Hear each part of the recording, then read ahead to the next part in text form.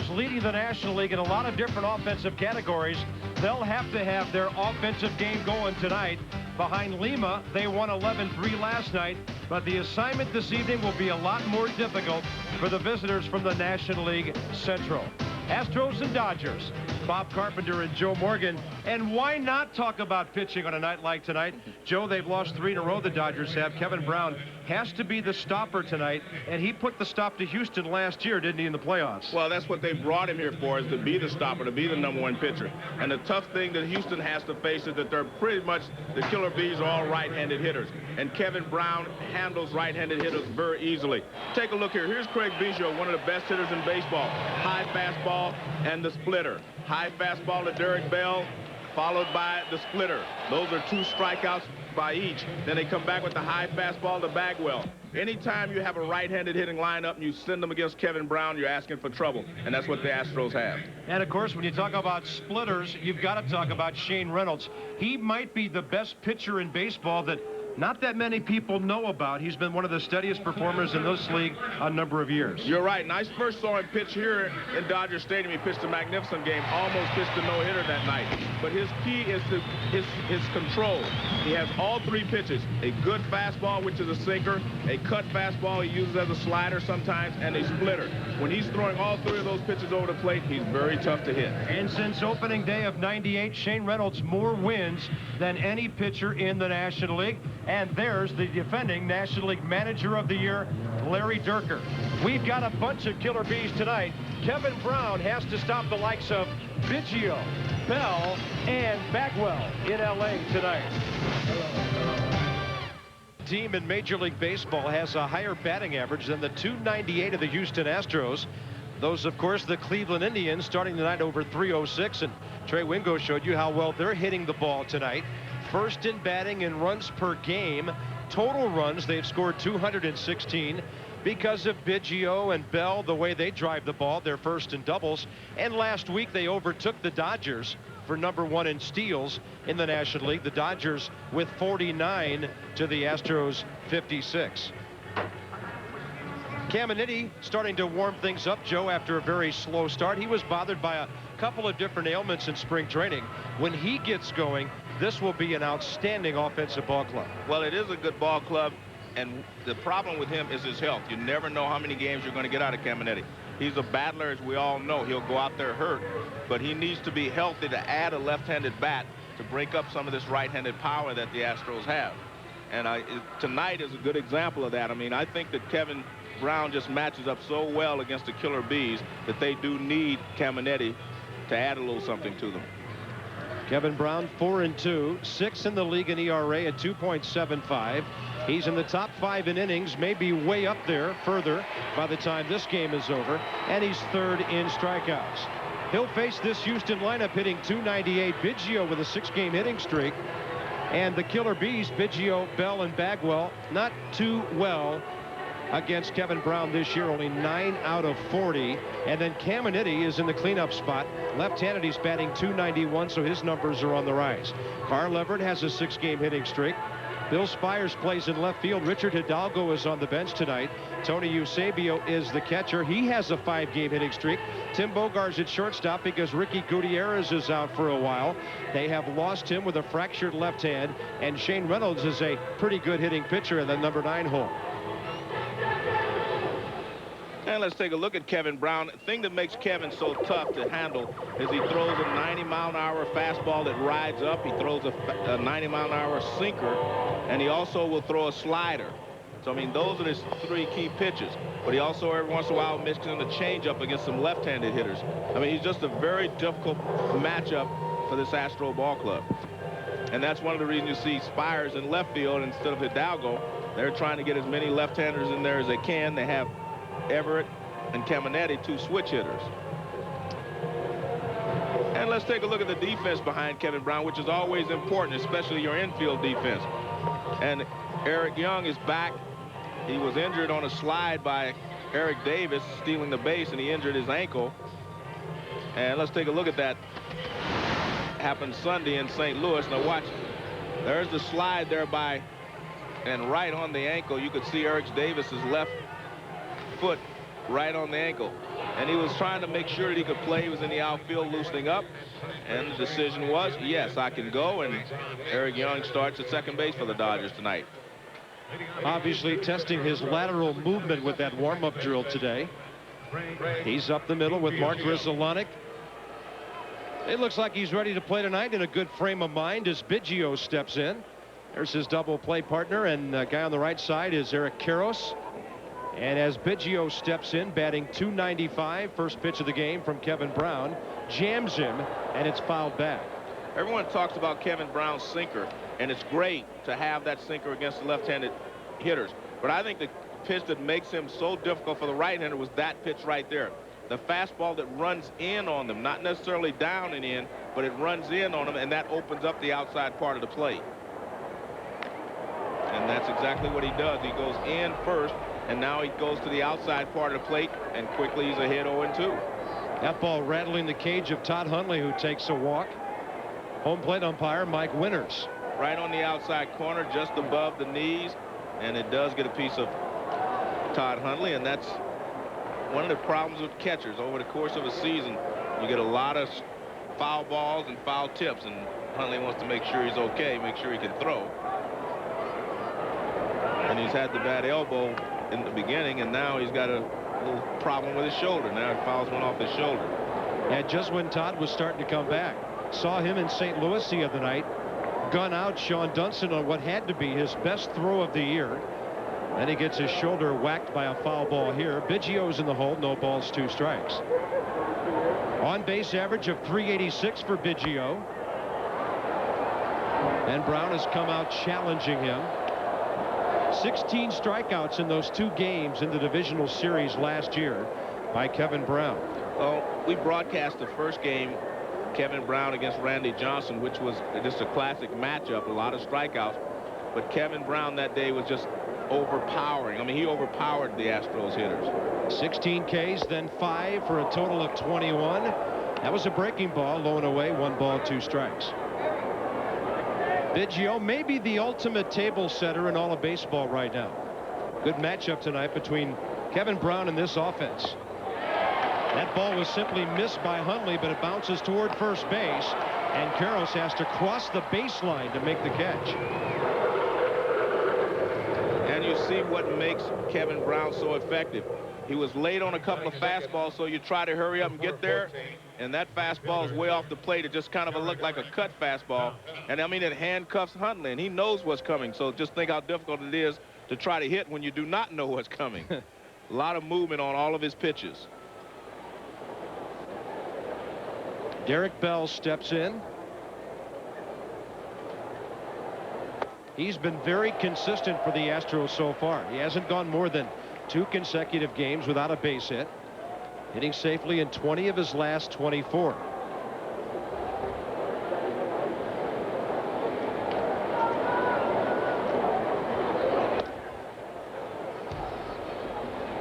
The one thing that I remember about Kevin Brown against the Astros last year, a lot of high fastballs.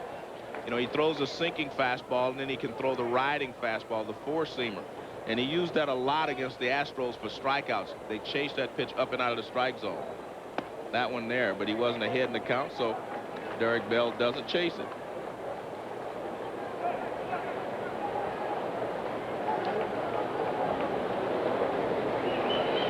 Brown with his 54th strikeout a moment ago. Bell has to go the other way with that one, a slow roller. And if you're Eric Young coming back from a couple of days off, you'd like a nice routine play to get things going early. 2 up and 2 down, a strikeout and a grounder here in the first. And Jeff Bagwell is next. But you saw exactly how he pitched Bell there. The 1-1 pitch was inside, a fastball tailing in. Then he goes away with the sinker, and Bell hits it off the end of the bat to the second baseman. And I think if you're going to pitch Bagwell, you're going to try to pitch him the same way. You're going to throw the fastball up and in, try to get him to chase something out of the zone. But you can't miss over the plate with him.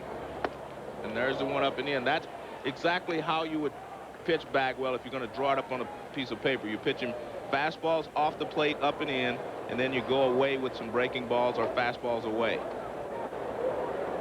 Fastball away. 2 balls, no strikes. Jeff Bagwell's start through the first 2 months of the season have people thinking about 1994 when he was the National League Most Valuable Player. That's the last time Caminiti hit behind him. That was a foul ball off the catcher's mask, and his numbers compare very favorably. In April of '94, with Caminiti batting behind him, Jeff Bagwell hit .360. This April, he hit .363. That year, he hit .301 in May.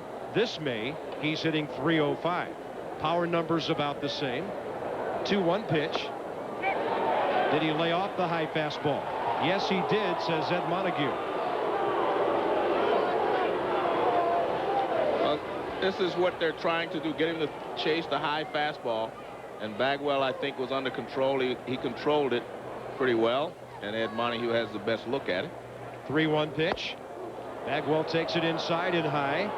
1 man on, 2 outs, top of the first. Let's check in with Trey Wingo. All right, Bob Midas takes us just down the road to San Diego. Mark McGwire facing Andy Ashby, and that is not coming back. For the first time in 5 games, McGwire has left the building, his 9th of the year. The Cards up 2-0, trying to win their 4th straight. Back to Bob and Joe at Chavez Ravine. Well, Mark McGwire's trying to chase Fernando Tatis for the Cardinal home run lead, much less the National League home run lead. St. Louis won their ball game in San Diego last night. They come to Dodger Stadium this weekend. They were just here 4 weeks ago. Another strange quirk in the '99 National League schedule. Caminiti fouls one out of play, first pitch swinging. Now, I'll tell you what, Kevin Brown just basically walked Jeff Bagwell. He threw him a 2-0 fastball that Bagwell just missed.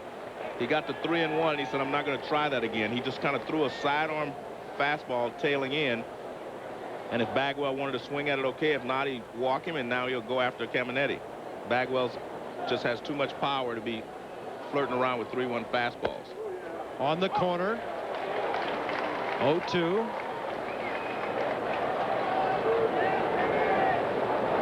If Todd Hundley's reactions behind the plate any indication, Kevin Brown has some nasty stuff going tonight. His ball is even proving hard for the catcher to handle, as Joe mentioned earlier, and it has continued after that strikeout to Biggio. Target away, 0-2. Bagwell a short lead, and the fastball is up and away. Caminiti hit under 200 the first 2 weeks of the season. He had battled a virus and allergy problems in spring training. Passed 1,500 hits for his career in April, and you can see how hot he's been the last 3.5 weeks. Another jam job. It's on a play to the left side. This is what Kevin Brown does so effectively against left-handed hitters. I mean, he just ties him up inside, and with 2 strikes, you have to wait a little longer, and he just jumps in on him with the fastball.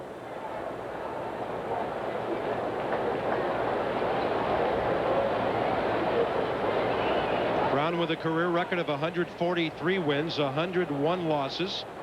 And he got him on a pitch down low, took a little bit off, and Caminiti is gone. Kevin Brown strikes out 2, walks 1, and it's the Dodgers against Shane Reynolds when we come back. It is still raining in Boston. They put the tarp back on. The Yankees down 6-0 to the Sox. For now, let's send you back out to Chavez Ravine. Thank you, Trey Wingo. Bob Carpenter, Joe Morgan here. We're getting ready for the bottom of the first. Dodgers are only 12th in the league in hitting, and that's a little surprising considering some of the talent they have on this ball club. They are hitting for some power. They've got good speed with Eric Young. Beltre having a breakout season at .325. Then the great middle of the lineup with Gary Sheffield, Raul Mondesi, Todd Hundley, and Eric Karros. And Raul's on a pace to hit 60 home runs right now. Then Devon White, who's back in after a week off, Mark Grudzielanek, and Kevin Brown.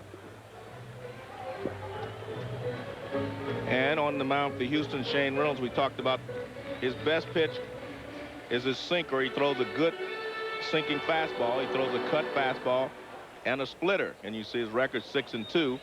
And control is what he specialized in. He moves the ball around, changes speeds. And the first time I ever saw him pitch, I mean, he almost pitched a no-hitter here at Dodger Stadium, and he was on top of his game then. Not a bad first impression. Right. I've always remembered him from that first game I saw him pitch. 51 strikeouts, only 10 walks on the year for Reynolds. And he throws a strike on the inside corner to Eric Young. That was interesting. Eric Young was very, very close to the plate. I'm wondering if he's going to stay there, but it might have been just to take the first pitch. And he's still pretty close. Tell you, when you think about that replay of that play at second base with Eric Davis on Sunday, you sort of realize how lucky Eric Young is to be back after only one game off. That could have been awfully dangerous. He corks one down the left field line. Fair ball into the corner. Eric Young into second base with his 7th double of the year. And the Dodgers are off to a good start against Shane Reynolds.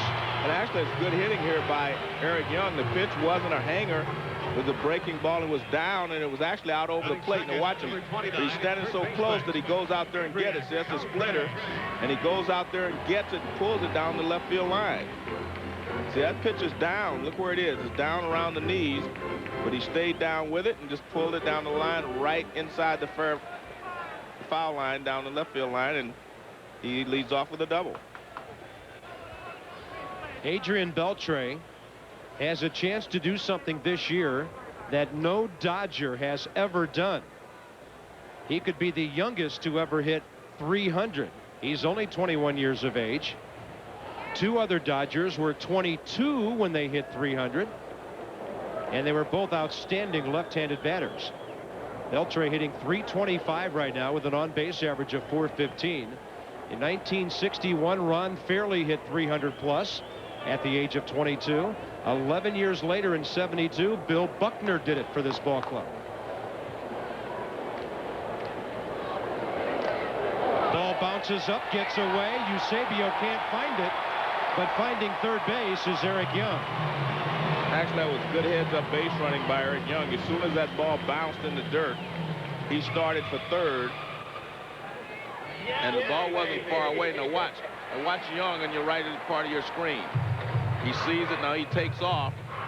Eusebio can't find it, and the ball just bounces right around home plate, and then it finally bounces back on the grass. But no chance for him to get Young after it bounced anyway. Young took off right away. Fly ball right side of the infield. Bagwell is under it. It's only about halfway up the line, and Beltre pops up for the first out. And speaking of Eusebio, let's take a look at the defense for Houston. Eusebio is now the everyday catcher, and he is a pretty good hitter. I've always liked him as a hitter, and he's improving a lot as a catcher. Mitch Molesky out for the year with a separated right shoulder. They've called Paul Bacco up from New Orleans, where he was hitting only .191. Right now, Eusebio is the key guy. Gary Sheffield stepping in for the Dodgers. And Shane Reynolds' breaking ball gets him for strike one. Sheffield riding a 9-game hitting streak right now. That was a beautiful pitch from Reynolds. Looked like he took something off the splitter, and it really went down sharply over the outside corner. I mean, almost had the appearance of a curveball. He has thrown a lot of those so far. Young got a double on one. He bounced one for the wild pitch. Sheffield trying to pump one out of here, and he's in the hole 0-2. Talked to Vern Rule, the pitching coach, and he said that basically he uses that splitter as a changeup. He doesn't use it like Kevin Brown uses his as a strikeout pitch where they chase it in the dirt. His is more of an off-speed splitter. Runners still at third. 1 out. No balls, 2 strikes to Sheffield. Gary looking for his 26th RBI. He'll get it on this one. This is a shot to right center. Over to grab it is Derek Bell, and Eric Young can cruise home to give the Dodgers a 1-0 lead. Home team on top here. Let's check in with Trey Wingo again. Well, Bob, watch what Ken Griffey Jr. does to this Mike Lincoln pitch in the first inning. Just off the end of the bat, lines it the other way. Home run over the wall. He now ties Jose Canseco for the major league lead with 16. Mariners have 53 homers in their last 20 games, guys. An interesting, Joe, it'll be this year to see how the home run production for Seattle keeps going once they move outdoors. Downtown, Raul Mondesi is the National League leader with 14. Right behind Canseco and Griffey. And as we mentioned, Raul's on a pace for 60 right now. So Griffey and Canseco well above that. Raul's RBI total ties him for third in the league at 35. And he's on a 10-game hitting streak.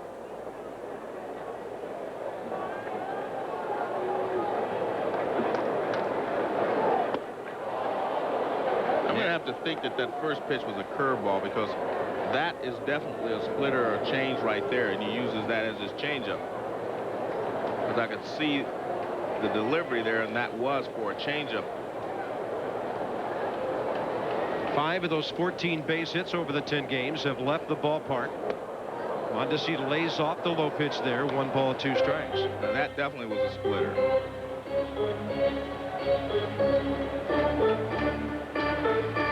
Well, I think it's a safe bet he's going to have his 3rd straight year with at least 30 home runs. Shane Reynolds has only given up 3 this year. And the 1-2 pitch. Bouncer down the 3rd foul right by Rick Dempsey. And the one thing Mondesi's still looking for is a first 100 RBI season. He has 35. He's on his way to that this year, but he has never driven in 100 runs. And one of the things he'll have to improve is the 224 he hit last year with runners in scoring position. Joe, you've remarked about this often, about what an impatient hitter he is. 1 ball, 2 strikes. More walks this year than ever before. Takes one off the plate. 2-2. He's only 7 walks behind the entire number he had last year for the season. 23 walks. I mean, that's a lot of walks this time of the year for a slugger. 2-2 pitch. A little off-speed pitch down the dirt. Mondesi swinging over the top of it, and Shane Reynolds strikes him out. But the Dodgers score on the Eric Young double, the wild pitch, and the Gary Sheffield sacrifice fly. Talk of the second upcoming here at Dodger Stadium. Everett, Spires, and Eusebio coming up for Houston. And there's more NHL playoff action coming your way. Saturday on ESPN, 7:30 Eastern. This should be a great tournament. Western Conference Final Game 1, the Avalanche and the Dallas Stars. Of course, Modano and company knocked off the Blues. A lot of overtime games in the playoffs. And Colorado knocked off the defending Stanley Cup champion Red Wings to advance to this round. The Western Conference Final gets underway Saturday.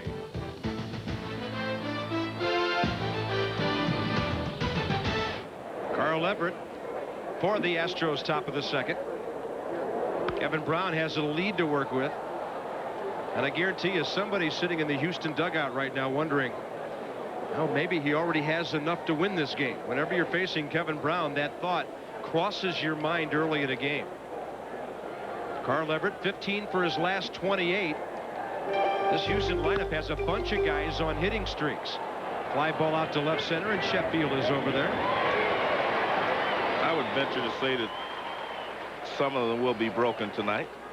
I mean, he's throwing the ball awfully well, and if Kevin Brown doesn't fall behind you, where he has to take a little bit off his fastball, you're not going to get a lot of base hits. And the one thing that I'm noticing here is that everyone knows exactly what he's going to do to him. Every hitter we've seen walk up there, they know he's going to come after him with the good fastball. And every one of them have been late. Come on, Billy. Everyone is late on his fastball, even though they know it's coming. Well, the Astros, as mentioned, have some significant injuries. Moises Alou, of course, to start the season. Then they lose their young catcher, Mitch Molesky, and now they've lost Ricky Gutierrez. Spires is a guy who can help out at third or short if they need. They've got Bogart to play short. And as Joe mentioned, with the sinker baller Kevin Brown on the mound tonight, the left-handers in there, Spires with Hidalgo on the bench in left field. Fly ball right field. Hitting some easy outs right now, and Mondesi puts it away. 2 quick outs. And of course, the injuries extend and the sicknesses to the Houston coaching staff as well. Larry Dierker heartened by the news that Tom McGraw's prostate cancer was suspected very early. Tommy will be having treatment, and the irregular heartbeat of Jose Cruz is back to normal right now. Mike Cubbage is the coach at third, and John Tamargo has taken over for Jose Cruz at first base. They'll have Jose on some blood thinners for a couple of weeks, and hopefully back with the ball club soon. But all they've gone out and done, Joe, is go 24-13 and a 4-game lead over St. Louis in the National League Central. This is by far the most consistent team in that division. Well, they're a very good offensive ball club, and they have a good pitching staff. The strength of their pitching staff, of course, is the bullpen. I mean, they have some guys down in the bullpen that can just bring it. 1-1 pitch. Brown right on the corner to Eusebio. He's on a 5-game hitting streak, 9 for his last 18. So you've got Spires in there batting .333, Eusebio at .338, but it matters not to Kevin Brown. Nothing doing for the Astros through 2 except for a walk. Brown has retired 4 in a row. He's got a 1-run lead to work with.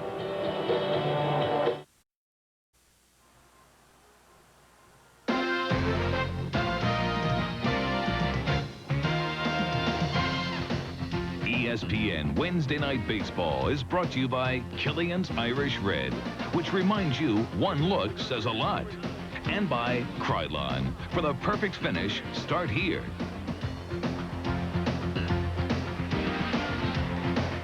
Todd Hundley, Eric Karros, and Devon White for the Dodgers. Bottom of the second. ESPN Wednesday Night Baseball from L.A. And the Dodgers on top with the Eric Young double. The Gary Sheffield sacrifice fly going out to right center. Dodgers trying to break a 3-game losing streak. They lost the last 2 of a weekend series in St. Louis, including Jeff Shaw's first blown save of the year on Sunday. Then the Astros hammered them 11-3 last night behind Jose Lima. Todd Hundley batting .245. All of his home runs and RBIs from the left side of the plate this year. And we saw the Cubs pay the price last Wednesday night for not turning him around to the right side in the late innings. Game-tying home run for the left side in that game. The Dodgers went on to beat the Cubs, who had led the entire game. Well, normally, if you have your closer out there, you go ahead and bring him in. Rod Beck was the closer for Chicago. But he's hurting a little bit, so it probably would have been wise to turn Hundley around to the right side first. He was leading off the ninth, and he hit a home run, and they scored on Beck. But I think it probably would have been a good idea. Rod Beck has since gone on the DL. Todd Hundley has raised his average 97 points in the last 2 weeks. He's gone from 148 to his present 245. 2 balls and a strike from Reynolds. Boy, he has thrown a lot of splitters early in this game. And the speed of them are changing. He's thrown it from 78 miles an hour to like 72. It's a big difference. You can see, again, he's using his as a changeup, and Kevin Brown is using his as an out pitch.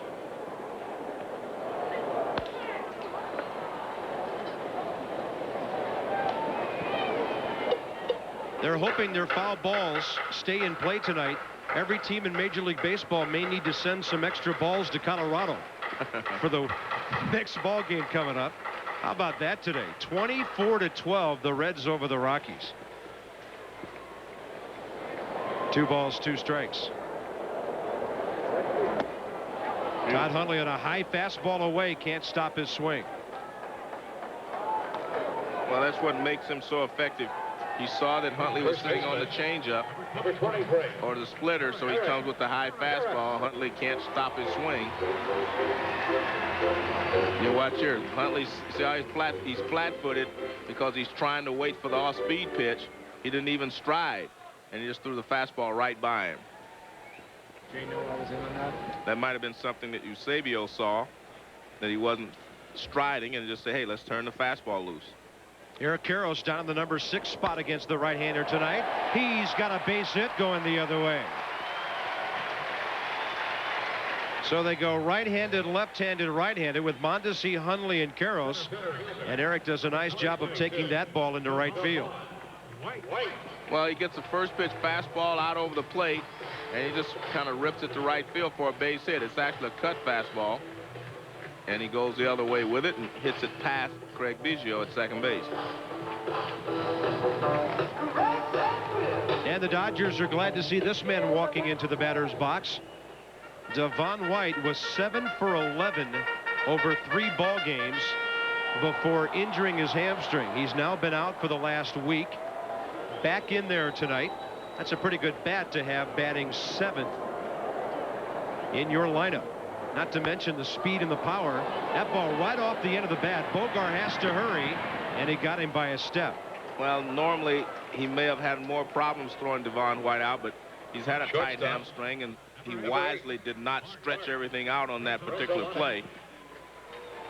But on a healthy Devon White, you might not be able to throw him out. You can see that he's not letting it all go right there because he doesn't want to pull that hamstring. Number 8 man, Mark Grudzielanek, stepping in. He's another Dodger who was off to a terribly slow start, who has his numbers on the rise now, getting up around the 270 range with a modest 4-game hitting streak. Runner in scoring position with 2 outs. The Dodgers already lead the Astros 1-0. This is where Shane Reynolds really has to get tough. 2 runs may not seem like a lot, but when you're facing Kevin Brown, 2 runs is quite a lot.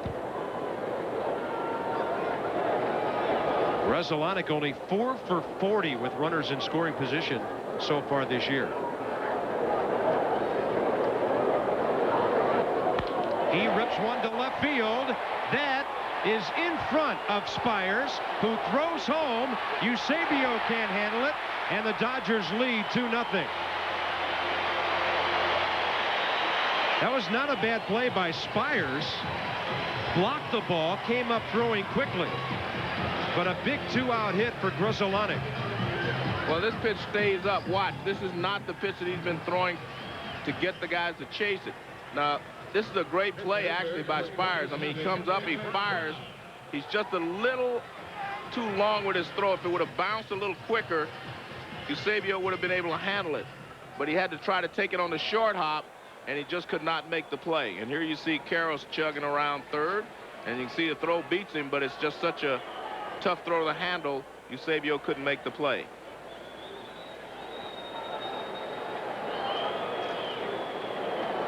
The on-deck hitter, of course, was the pitcher, Kevin Brown. Karros evidently wanted somebody to tell him to slide on that play.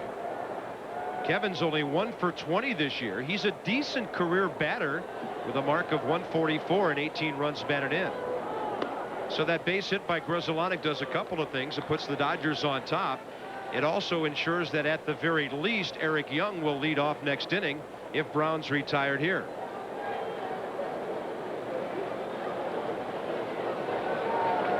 Kevin Brown does have an RBI on the season.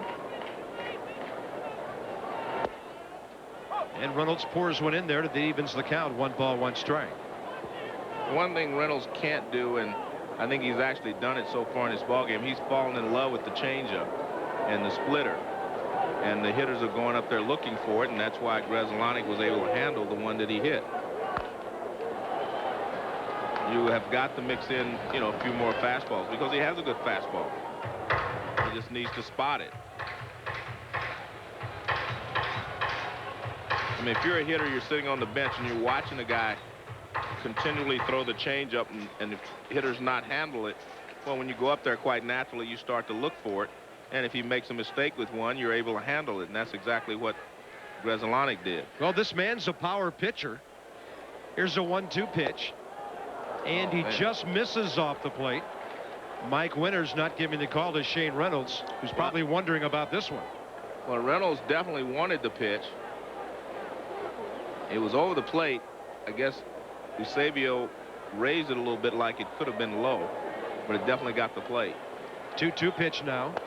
On a splitter, Brown strikes out.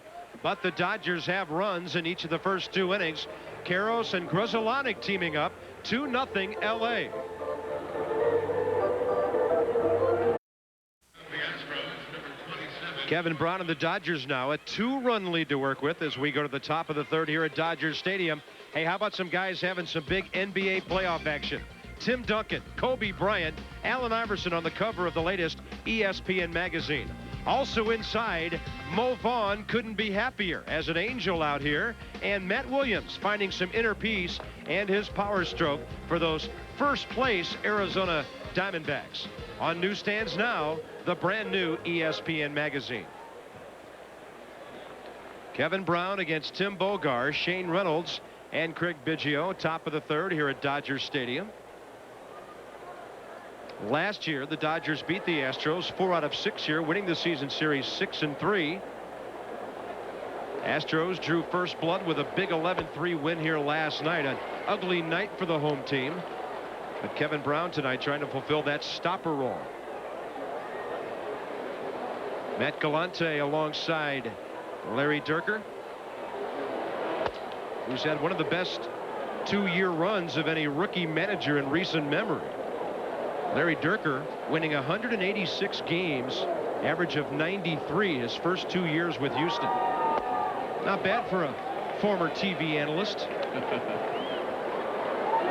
And a very good right-handed pitcher, of course, in Astro history. There's his updated record, which leads active managers right now with that .582 winning percentage. 1-2 pitch and a foul out of play by Tim Bogar. I think Dierker went into a perfect situation for him. When he took over the Astros, he had a nucleus of Biggio, Bagwell, and Bell, and these guys were veteran players. And Larry Dierker, having gone through everything that they've gone through, was able to get them to relax, and I think that's been the key to their success. Out to left field, line drive right at Sheffield. Kevin Brown now has retired 5 consecutive Astros since he walked Bagwell with 2 outs in the top of the first. Now he'll work against Shane Reynolds. And Joe, if you talk to the Houston players, the big thing about Dierker is he lets us go out and play. It's a very relaxed atmosphere. He tries to think like a player. Larry told me in San Francisco last month, even though he was a pitcher, he tries to think like an everyday player, try to decide when these guys need a day off and how he can keep them as fresh as possible. Well, the other thing that he's done is he's gotten his starting pitchers to go deeper into the game than anybody else in the league, with the exception of the Arizona Diamondbacks. But they've got a staff that they just put together this year. But Larry Dierker has been doing that since he has been with Houston. He stays with his starters a lot longer than most managers do, and therefore he gets a little better, per inning ratio from them. Yeah, they're averaging 6.5 innings per start right now. There's a strike to Reynolds. 1 ball and 2 strikes. And of course, Jose Lima, a 7-1 record. Diamondbacks just a little bit ahead with the addition of Randy Johnson and Todd Stottlemyre to go with Andy Bennis and the rest of them. 2 balls and 2 strikes now as Brown works to Shane Reynolds. Reynolds 7 RBIs on the year. He's 4 for 13. Well, you can see that he doesn't go up there like a lot of pitchers and just swing hard. He looks like he has an idea, and he tries to put the ball in play. Wow, this is a very good 2-strike swing. Look at that. He's just trying to make contact. Doesn't overswing. Tommy McCraw obviously doing a great job with Shane Reynolds. And some high heat. Kevin Brown says that's enough for this. That's his 4th strikeout of the game. Yeah, that's when you're overmatched as a pitcher. You have to be able to lay off of that pitch. Number 7, Craig. Top of the order again for Craig Biggio. And we'll see if Kevin Brown can work through 3 innings without giving up a base hit. Astros have had only 1 base runner. That was Bagwell with a walk back in the first.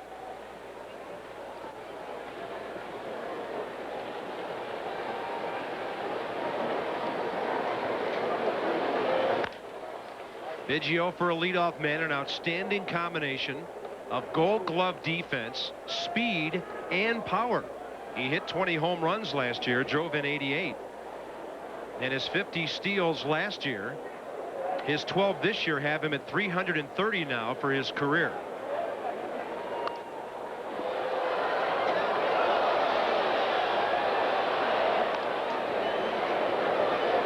Only during one of those turn the clock back days does Biggio not wear the grimy helmet that is caked with pine tar from several seasons' use.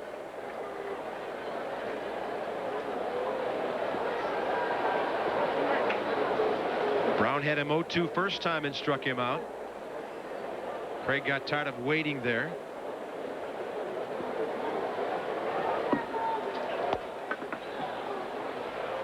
A lot of people probably have forgotten that Craig Biggio started his major league career as a catcher, and then he was moved to second base. 1 ball, 2 strikes. There's a fastball right over the outside corner, and Biggio is gone. 5 Ks for Kevin Brown, who's looking a little special early in this one. Trey Wingo in the Baseball Tonight studios. After an hour and 13-minute rain delay, Jim Corsi finally finishes off the Yankees, striking out Scott Brocious to end it. Sox win this one 6-0. The Yankees have lost 7 of their last 8 games. They're a game and a half behind Boston in the AL East. Bob and Joe, back to you. Yeah, how about those Red Sox? Big-time help from Rose on the mound tonight. And we go to the bottom of the 3rd here at Dodger Stadium. We've got a good pitching matchup here, but Kevin Brown has the upper hand. And Eric Young, leading off here in the 3rd, continues his first inning mastery with his double now. He's 12 for 26 in the first inning this year, and his on-base average is approaching the rather ridiculous 600 mark. And that's a lot. Does a lot for your psyche to get off to a good start like that in the first inning, and it really helps your ball club. Nothing like having that spark plug at the top of your lineup. This time he'll pop it up. There's a lot of foul ground at Dodger Stadium, and Caminiti will take care of it. It's interesting in watching Eric Young. The last time up, he had a nice compact swing to hit the double down the line.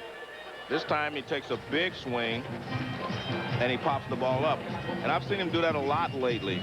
He looks like he overswings on a lot of occasions. Watch how he swings. Now this should remind you of Mark McGwire or somebody. I mean, look at that. That's a pretty big swing for a leadoff hitter.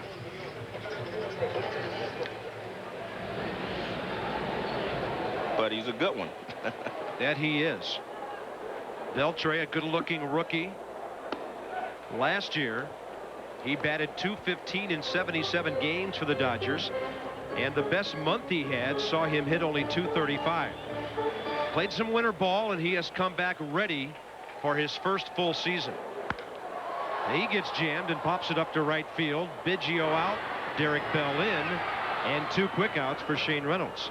That's the first time tonight he's retired the first 2 batters in any inning. He'll face Gary Sheffield, who had a real good at bat his first time up, getting a sacrifice fly out to right center on a ball well hit. But Gary has not been that tough at Dodger Stadium this year. Sheffield at home hitting .258 with 1 homer, but he has his other 6 home runs and a .355 batting mark on the road. The Dodgers are both 10-9 here and away.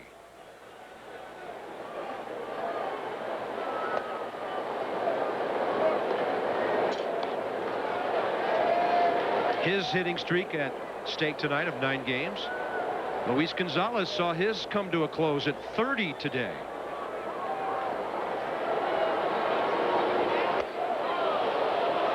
And the Giants with a win at Arizona, tying them for first place in the NL West.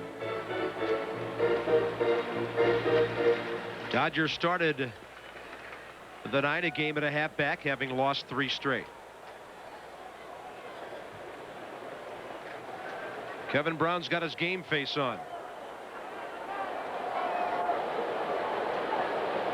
I've never seen him without his game face. I've seen him without his game, but I have never seen him without that game face. The only time I saw him, smile, Joe, was Saturday night in St. Louis. That was the night after he pitched. Well, because I've never seen him smile.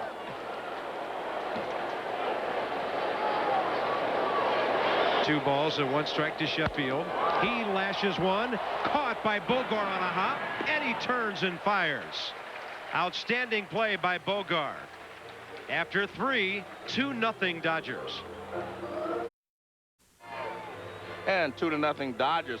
And a lot of people may wonder why a good hitter like Craig Biggio would take a 3rd strike Now watch, the first 2 pitches set that up. Running fastball in, another fastball in. He misses away. Now Biggio thinks he's going to come back inside. What does he do? Right on the outside corner. And he knows it, but he was looking for something inside because he had thrown 2 pitches in there to start the at-bat. Those first 2 pitches actually set up the strikeout pitch. 5 strikeouts, only 1 walk through 3. Bell, Bagwell, Caminiti for the Astros here in the top of the 4th inning. And again, fastball boring in on the right-handed batter, up a bit. And there's nothing that a good hitter hates worse than being jammed and having his kitchen invaded, so to speak. And Kevin Brown can get in any right-handed hitter's kitchen. Foul tip, no balls, 2 strikes. He comes back with a big breaking ball. He normally throws a hard slider. That was a big breaking ball. He took a little bit off, and Bell chased it. And now when you get your 0-2, I mean, you just do not know where he's going. He can tail a fastball in, throw a slider away. And he doesn't give you a whole lot of time to think about it. One of the things you'll love about watching Kevin Brown, as soon as he gets the ball, he is ready to work. That was a tough pitch to take if you're Derek Bell. That was a very tough pitch, and he took it. Here's a 1-2. Brown a little more time this time, and Bell steps out.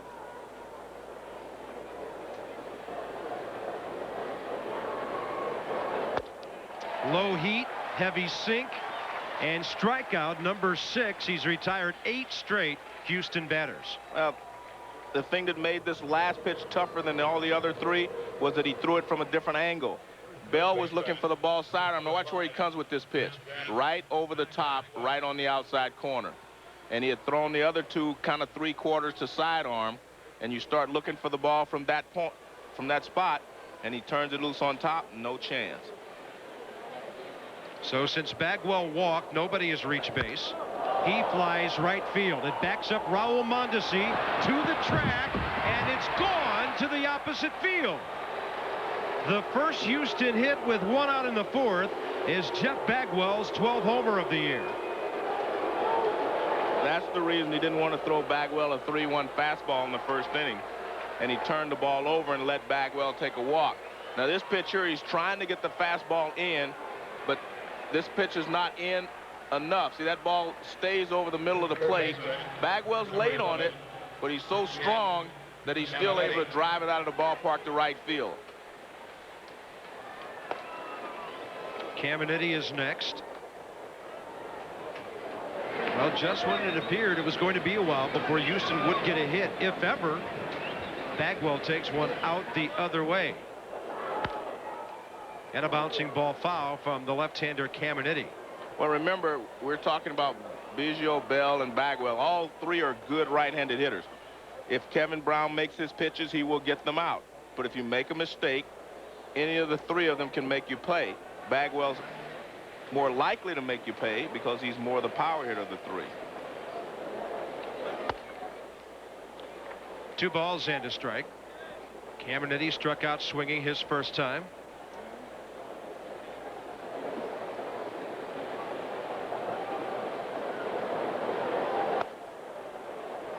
And Brown with that sinking fastball trying to nip one at the knees. He just missed. That was Jeff Bagwell's 233rd career home run. And he passed Jimmy Wynn when he hit his 225th for the all-time Astro lead. Little pop-up out to center. Might have been a broken bat. Grizzolonica's out to grab it. And that's the 2nd out. Yeah, that record by Jimmy Wynn, the toy cannon, stood for 25 years before Bagwell came along. Jose Cruz, who we talked about earlier, first base coach, who's got that irregular heartbeat and is out right now. He holds the majority of the Astros offensive records. But Bagwell and Biggio will probably hold most of those by the time they retire, if not all of them. And I'm sure they will. I mean, they're going to play there for a long period of time, which is great. They stayed together when Biggio had a chance to move on. He was a free agent. He decided he wanted to stay there and play with Bagwell and his other friends on the team, and I think it's worked out well for all of them. They've just got to do a little better in the postseason because they have a good enough team, and they had a good enough team last year to get to the World Series. Yeah, they're only 1-6 in postseason play their last 2 years. And a pop-up back to the left is out of play from Carl Everett, who flied to left his first time up. I played with Jimmy Wynn. In fact, he was my roommate. And I tell you what, if he would have been able to hit in the Astrodome as it is now, he'd have a few more home runs. Bagwell still would pass him because Bagwell is such a great player and he's going to play there for a long period of time. But when Jimmy Wynn played in the Astrodome, you had to hit it into the upper deck just to get a home run, and it's a much smaller ballpark now. But again, Bagwell was still going to pass him. I don't care how many Wynn would have hit. Wynn could have probably hit another 100, and Bagwell was still passing. You know what's great about these two guys? They just sit around talking baseball all the time. There's not enough of that in this game. 7 strikeouts for Kevin Brown, but he gives up a 1-out shot to Jeff Bagwell. As Joe said, the ball out over the plate a bit, and it went into the right field pavilion.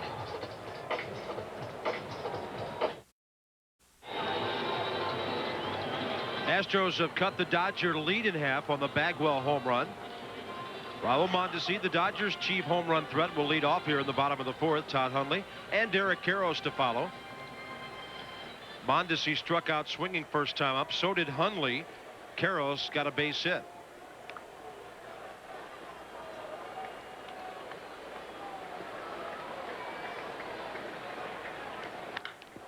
Well hit left side. Caminiti diving to his left. Throws on target to get Mondesi. Not a lot of third basemen to be able to throw Mondesi out once they make a dive. But Caminiti has such a strong arm that he's able to do it because Mondesi can fly down the line. First of all, look at the plate. I mean, that's a nice play. Watch how quickly he gets up. He knows that Mondesi's running. Then he fires it across the diamond, and he's able to get him. There you see Mondesi hustling down the line, but you can't outrun that cannon at third base. Ken Caminiti, 3 consecutive Gold Gloves, 95, 96 when he was MVP, and 97. And he had a lot of injuries last year. Hundley rips one to right center. 1 on 1 out, bottom of the 4th. Let's check in with Trey Wingo. All right, Bob, the Mariners' Jeff Pizzaro leads the majors with most homers allowed. On this team, he can afford it. Ken Griffey Jr. has already homered. A-Rod to straightaway center field, a 2-run shot, his second. They have 54 in their last 20 games. They lead it 3-0, guys. Yeah, not to mention guys like David Bell and John Mabry hitting home runs for that Seattle ball club. And Edgar hit 3 home runs yesterday. I mean, that's amazing. I bet you the opposing pitchers in the American League will be glad to get out of the King Dome. I know that. That is a bandbox. Here's Eric Karros, who singled to the opposite field his first time up. He later scored on the 2-out base hit by Mark Grudzielanek after Devon White advanced him with a ground ball. So Karros now batting at .270. Eric, of course, lost the first month basically of the '98 season because of a little knee surgery he had in spring training. But he still finished at .296, and he jacks one to left field. This one is gone into the bullpen. 4-1 Dodgers.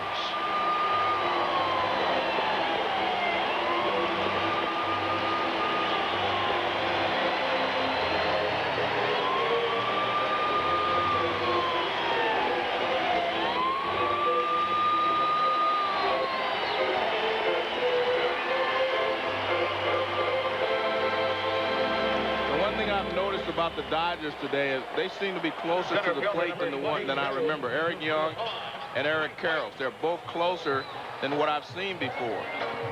And you see Reynolds, he throws the pitch away, but it's not far enough away, and he knows right away that it's a home run.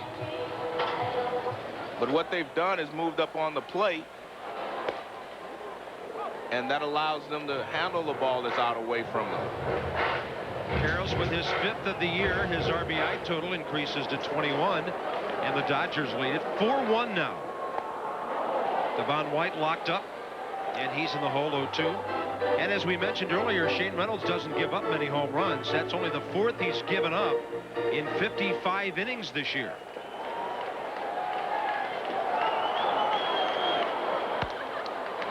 Comebacker. That'll be the 2nd out.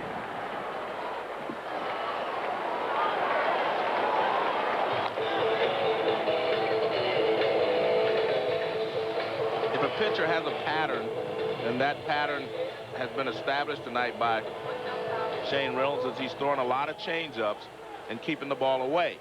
So if you move up on the plate, that takes something away from him, because that forces him to pitch to your strength, try to come off the plate inside or try to come inside. And it also helps you on the changeup because you're closer to the plate. Mark Grudzielanek, a big 2-out RBI hit back in the second. He hits one down to third. Caminiti knocks it down and throws way wide, and over to second base goes Grudzielanek. An on-target throw had a chance, but that was nowhere near where Bagwell could handle it. Well, in theory, they could give him 2 errors, allowing him to get to first base right here as he misses it, and then they could call it another error for his throw wide of the bag. But I think, you know, we'll see how they do it. I think they're only going to give him 1. A little hard on the guy giving him 2, but I've seen a lot of guys be given 2 errors on a play like that. Astros fielding, and normally the very strength of their ball club, 3rd best in the National League. But that was Caminiti's 8th of the year, and the majority of those have come on throws. Kevin Brown, with third baseman Caminiti playing back, offered to bunt there, strike 1. Smart play there by Brown. He knows Caminiti is steaming down there at third base, and he might have been able to catch him in between thoughts. No balls, 2 strikes. Each pitcher has struck out the other so far.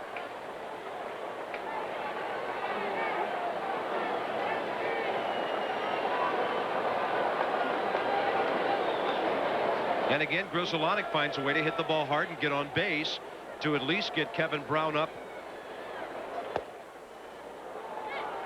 At the very least, Eric Young leads off in the 5th. Shane Reynolds now roughed up a bit, 4 runs on 5 hits through his first 4.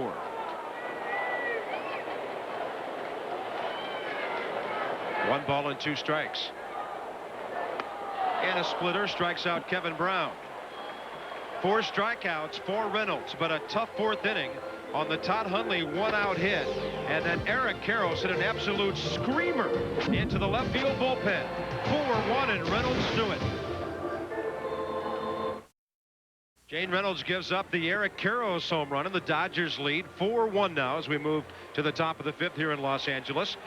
The top 50 athletes, Sports Century coming your way, and number 35, the great racehorse Secretariat. One of only 11 ever to win the Triple Crown. Secretariat won it in '73. No horse since Citation had won it since 1948. And of course, Charismatic will go for the Triple Crown June 5th in the Belmont on ABC. But here on ESPN Friday at 10:30 Eastern, Secretariat. For more, log on to ESPN.com. It's part of the Go Network. Bob, how many good years did he have? Secretariat. It only takes 1 if you win all 3, Joe. What a special racehorse that was.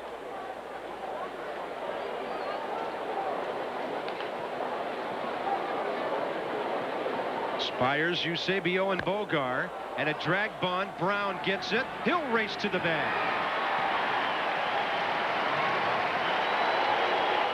Spires was getting down the line pretty well, and Kevin Brown said, why slow things down by making a throw? Yes, sir. Number 20. Well, what you try to do is drag the ball by him, but the problem is Kevin Brown falls off to that side. You shouldn't drag the ball on a pitcher who falls off to that side. You like to drag the ball on pitchers who stay straight ahead in the mound, or one that falls off to the third base side. Kevin Brown falls off to that side, so it's very difficult to drag the ball by him, or to beat him to first base, for that matter, if you do get it by him. Tony Eusebio is next. And this is starting to look like a typical Kevin Brown game. He has strikeouts, 2 of them in every inning except the second. But as the game moves into the middle innings, then you see guys going up hitting early. They do not want to get caught 0-2 or 1-2 against this guy. Eusebio hits it hard, and right there is Young. We are seeing some outstanding defense in this game. And I guess it only happens when the good pitchers are out there, too. Well, it's important for the good pitchers because Kevin Brown keeps the ball on the ground, keeps the ball, you know, in the ballpark, and you see a nice play there. He actually stumbles after he makes the catch, but it was a nice pickup by Eric Young. But the defense is very important when you have a guy like Kevin Brown on the mound because he's going to give you opportunities to make plays. Now Brown knows if he can get Bogar, he can pitch to the pitcher leading off next inning. And that's what should happen. Karros and Young under this one. One Eric calls off the other. And a very quick top of the 5th inning for Kevin Brown. That'll bode well for him later. Halfway through, Dodgers by 3. 4-1 Dodgers over the Astros after Kevin Brown throws a total of 4 pitches in the top of the 5th inning. Tonight's copyrighted telecast presented by the authority of the Commissioner of Baseball and may not be reproduced or retransmitted in any form. And the accounts and descriptions of this game may not be disseminated without expressed written consent. So Kevin Brown's only at 59 pitches for 5 innings of work. And the Dodgers come up with the top of the order in the bottom of the 5th. Brown has given up 1 run on 1 hit. Only 2 base runners. The other, Bagwell's walk in the 1st. And of course Jeff with the only hit, that home run solo shot with 1 out in the 4th inning. Eric Young's 1 for 2 with a double tonight.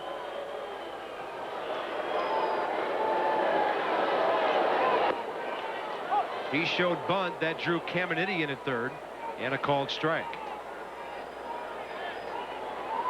Eric Young came into this game with an on-base average of .403. And anything over 375, I think, is pretty good. And I guess that's the 2nd most important stat for a leadoff guy. The bottom line, Joe, is runs. Young has scored 20 on the year. Dodgers really haven't produced very many so far. They came in 10th in the National League in runs scored. It's a ball club that Davey Johnson has wondered about. They haven't hit that well at home. And of course Larry Dierker has a better winning percentage right now, but Davey Johnson a lot more wins and a lot more postseason success right now. And a lot, well, not a lot more, but a championship to go with it. Mets in '86.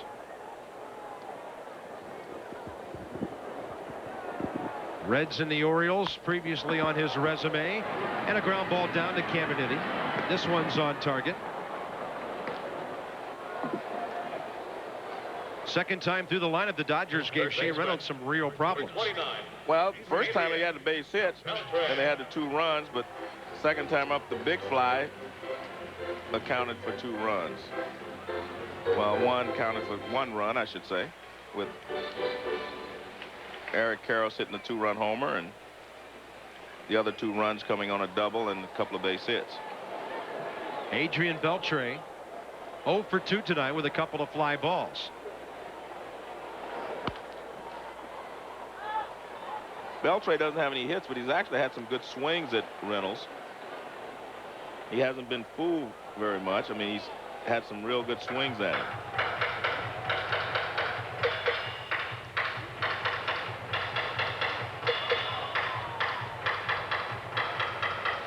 Actually batted leadoff for the first time in his career last night.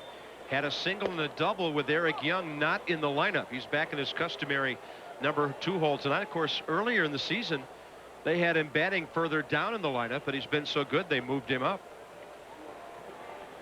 Shane Reynolds has him 0-2.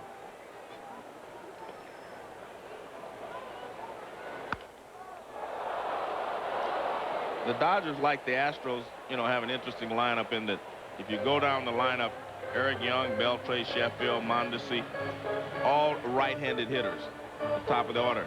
And if you go through the Astros, you'll get Bell, Biggio, you know, and Bagwell, the same thing. Normally, you like to break that up. And when I talked to Larry Dierker today, he said that's one of the reasons that Kevin Brown has been so tough on them. Ooh, a high strike on the outside corner. Mike Winters punching out Adrian Beltre. I don't think he was so concerned about the height. I think he's more concerned about the location.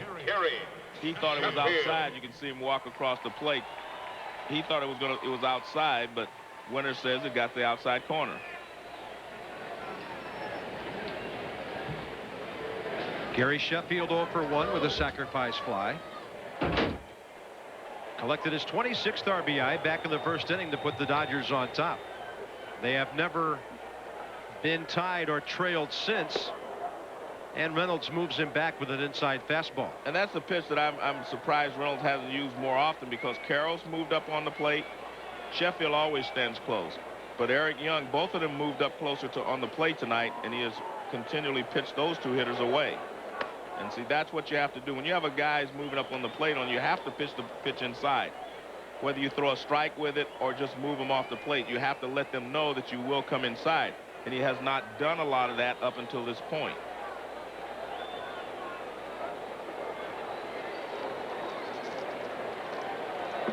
Two-0 pitch.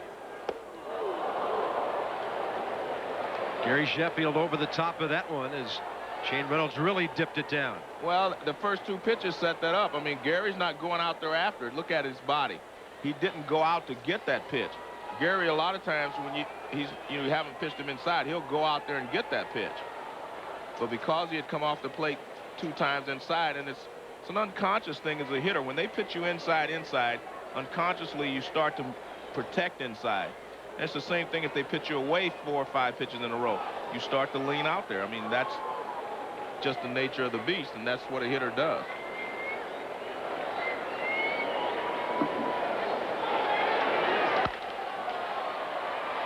Caminiti couldn't cut it off, but Volgar is there in the hole.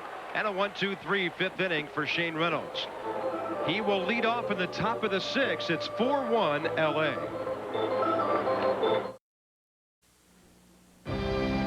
Trey Wingo in the Baseball Tonight studios. Unusual play in San Diego. Darren Bragg with a high fly ball down the left field line. Watch Reddy Sanders looking for the mound. He overruns it. It drops in fair behind him. Joe McEwing scores, and that puts the Cardinals up for the score 4-1. Bob and Joe.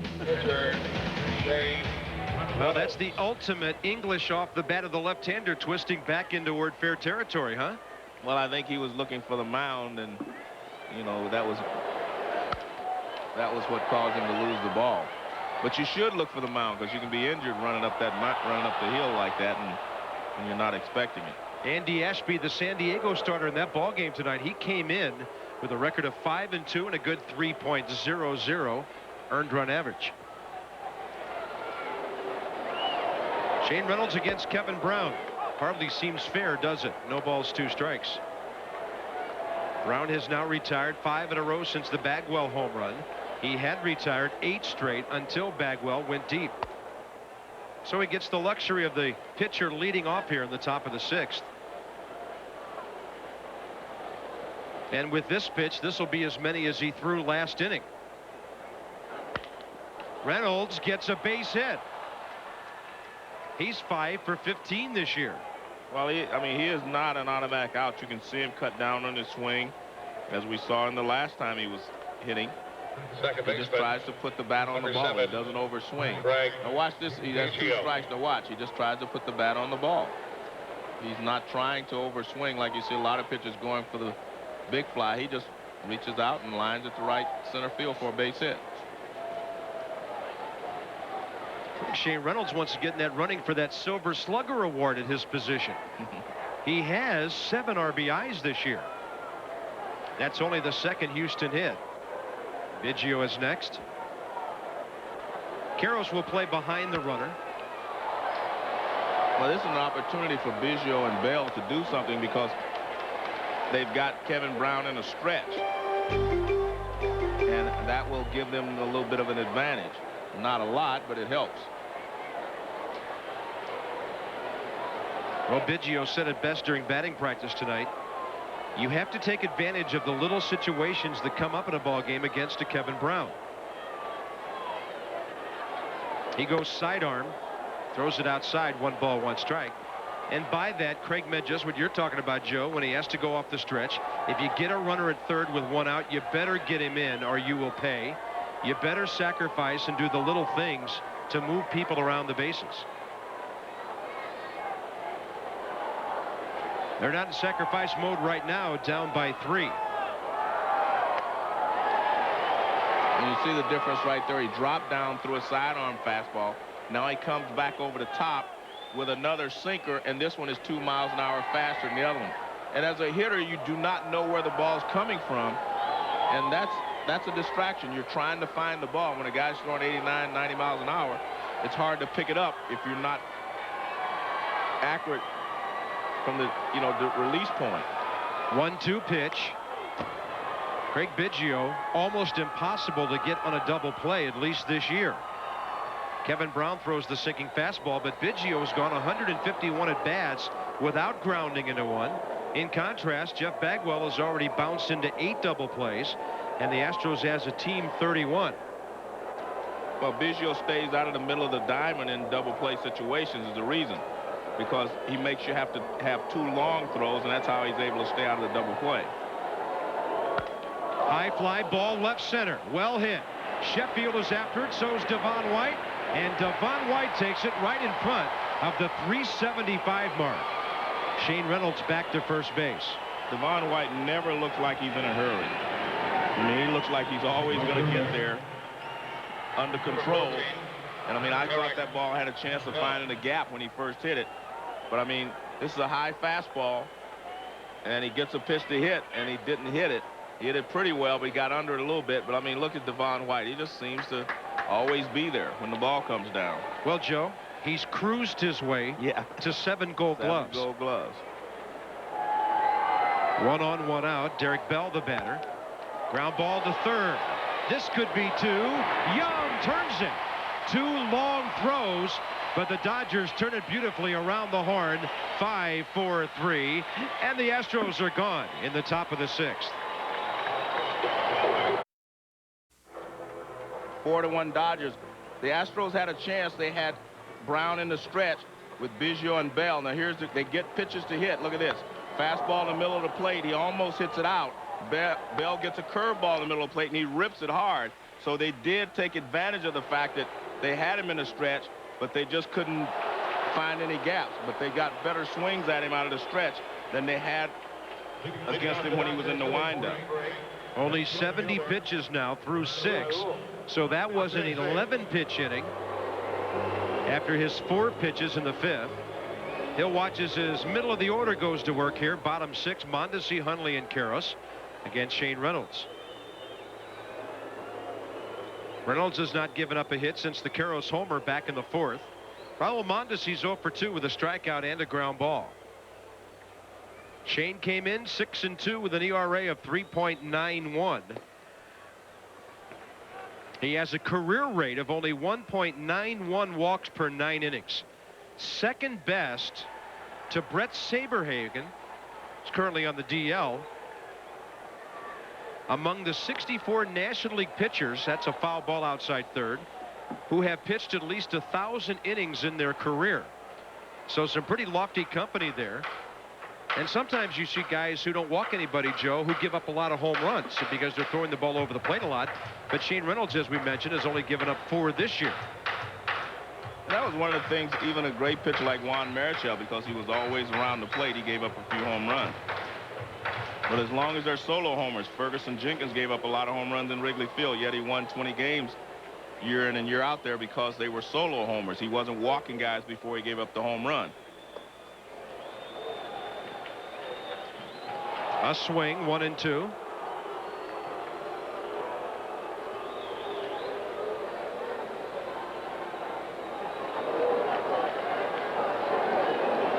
This year the Dodgers are 11-7 against clubs with winning records.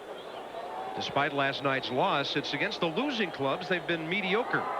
They've won 9 and lost 11 against clubs who have records under 500.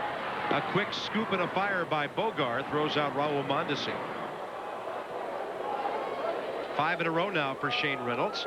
He'll face Todd Hundley. Number 9, Todd Hundley. Dodger Stadium with a relatively small crowd for a Wednesday evening. Dodgers are averaging 38,669 at home this year. This place will be jumping over the weekend. Mark McGwire and the Cardinals are coming in for 3.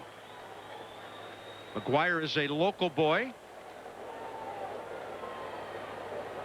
And his collegiate coach, Rod Dato, usually comes out and watches him in this ballpark. Todd Hundley, the batter. And that one drops in, strike 1. In case you missed Trey Wingo's update earlier tonight, McGuire has homered down in San Diego.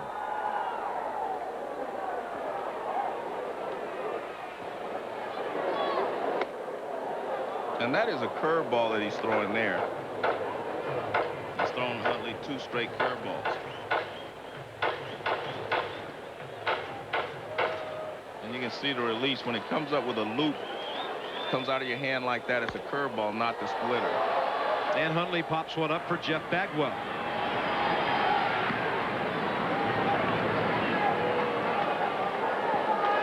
Next up, the Dodgers' most dangerous hitter tonight.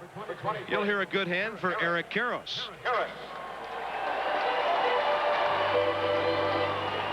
He has scored 2 runs. He's driven in 2 with his 5th homer of the year. It'll be interesting to see how Reynolds goes after him this time. First inning, first time up, he threw a fastball away and he lined it to right field for a base hit. He tried a splitter last time up and he hit it out of the ballpark. As I mentioned, Karros is close to the plate, and just see if he moves him off the plate. Nobody comes inside, which is the next best thing. Eric Karros' batting average jumps up to 275 with his 2 for 2 so far. Another fastball that was out over the plate. He had a pretty good rip, but he was late for it. Well, he made a mistake. That fastball was supposed to be inside again, and he left that one out over the plate.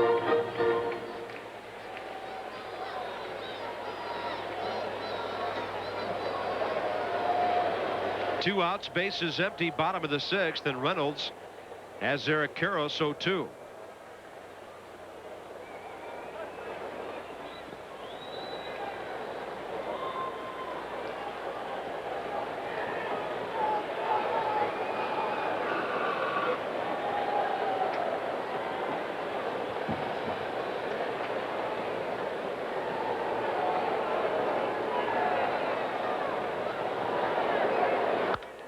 And he jammed him.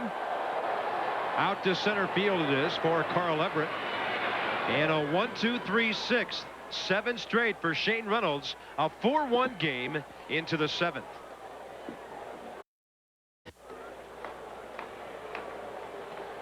Well, if the Astros are to get back in this game, this might be their last chance. Bagwell leads off, top 7. Caminiti, Everett to follow. It's going to be a while for Biggio and Bell get back up there.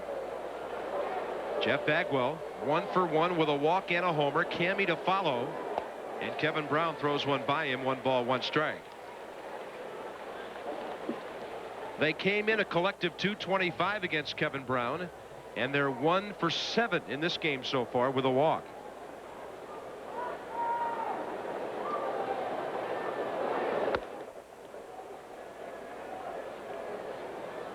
Well, he left the fastball out over the plate on Bagwell last time when he hit the home run. And now I think you're going to see him. He's going to try to. You're going to make sure if he misses, it's not going to be over the plate. It's going to be up and in right there. He's not going to miss over the plate anymore. And you can see that he's pitching Bagwell more carefully than he is anyone else on the ball club.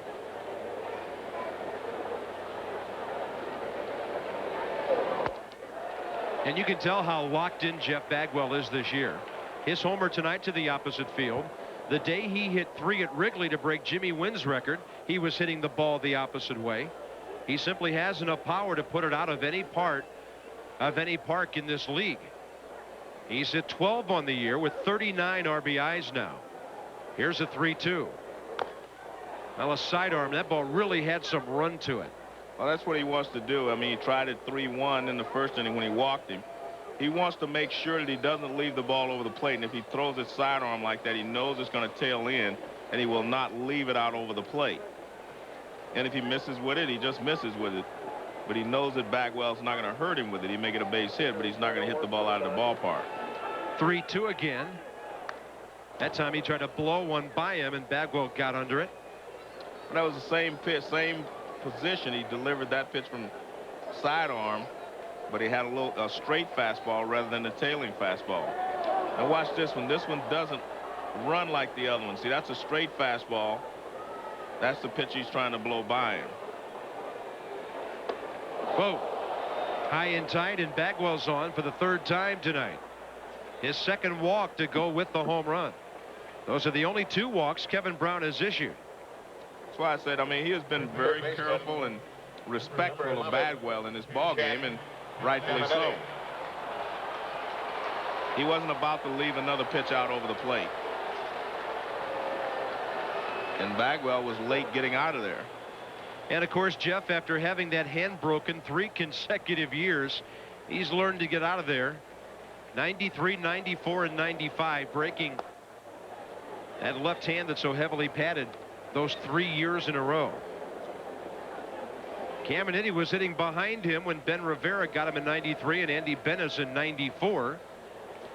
Caminiti 0 for 2 with a strikeout and a pop-up tonight. And then, of course, his ex-teammate, then with San Diego, Brian Williams, was the man who hit Bagwell in 95. He still managed to put up incredible numbers in this decade.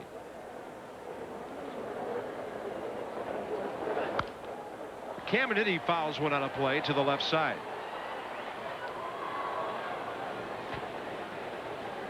Unless Brown makes a mistake, Caminiti is not catching up with his fastball.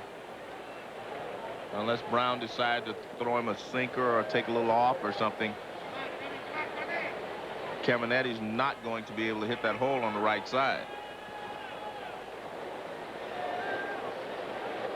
0-2. And you can see Caminiti just fighting to catch up with the fastball. And so far, that's all Brown has thrown him. Kevin Brown trying to win his 5th game of the year. He came in with the 6th best ERA in the league at only 2.75.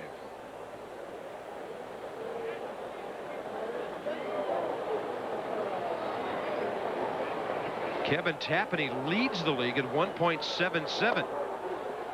We saw him throw pretty well here a week ago tonight until the Cubs bullpen couldn't get it done late. Then the Dodgers went to St. Louis for a 3-game weekend series, and then the schedule maker brought them right back home. 1 ball and 2 strikes.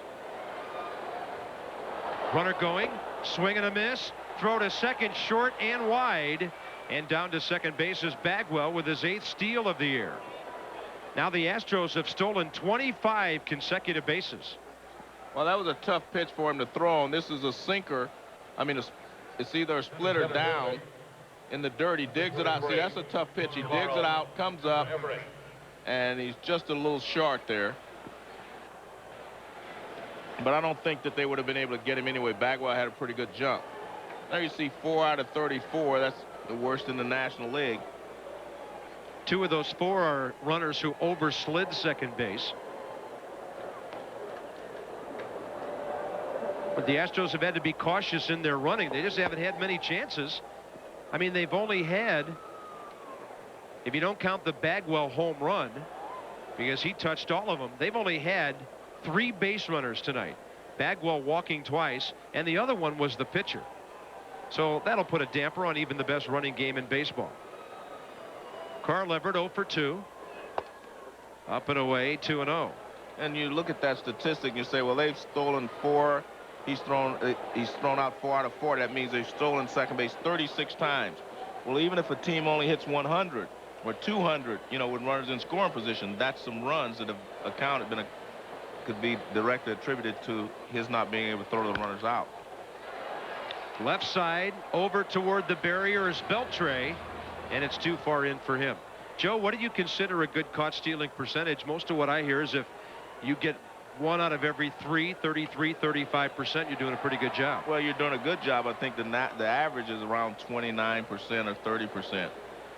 And if you get 1 out of 3, of course, that's 33%. I think that's probably normal. I mean, except, you know, you have Ivan Rodriguez, Charles Johnson, they're not normal. Different from that. Those guys are definitely not normal. And a fly ball to right field on a 2-1 pitch. Raul Mondesi is under it. Bagwell will tag at third, but he's not going anywhere. Well, Now, when you're 3 runs down, you're not going to test Raul Mondes's arm unnecessarily. Number 28. He can still score from second on a 2-out single. Maybe unless it's a one-hopper at Raul. And Billy Spires will be the batter.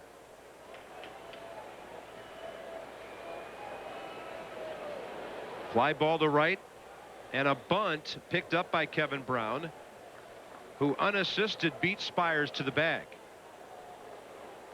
So, Joe, you were a little prophetic several innings ago when I brought up those Houston hitting streaks. There are several, except for Bagwell's, that could end tonight.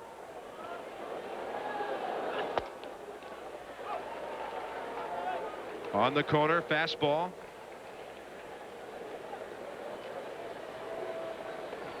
ESPN Wednesday Night Baseball from Dodger Stadium on the heels of a Red Sox 6-0 win at Fenway. We bring you out here for an outstanding pitching matchup, and it's been Kevin Brown besting Shane Reynolds so far. Out to second base. Eric Young scoops it. And through 7, Kevin Brown is working on a 2-hitter. He has fanned 8, walked Bagwell twice. The walks have not hurt.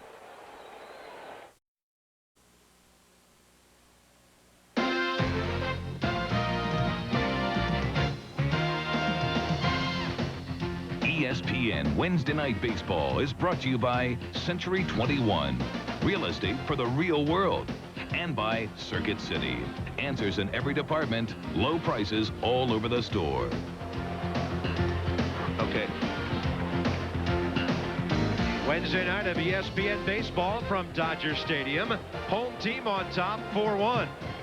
Bottom of the 7th inning coming up. Bottom of the order, Devon White, Mark Rezolonic, Kevin Brown scheduled to hit.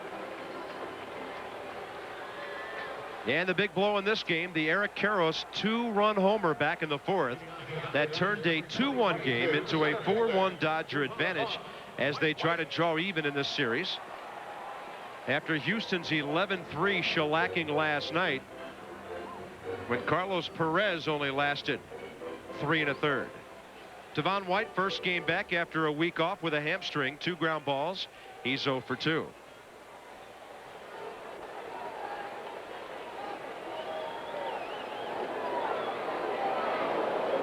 And a big curveball drops in. Shane Reynolds, 4 runs on 5 hits, hasn't given up a base hit since that Karros long one back in the 4th. He's retired the last 7 Dodgers.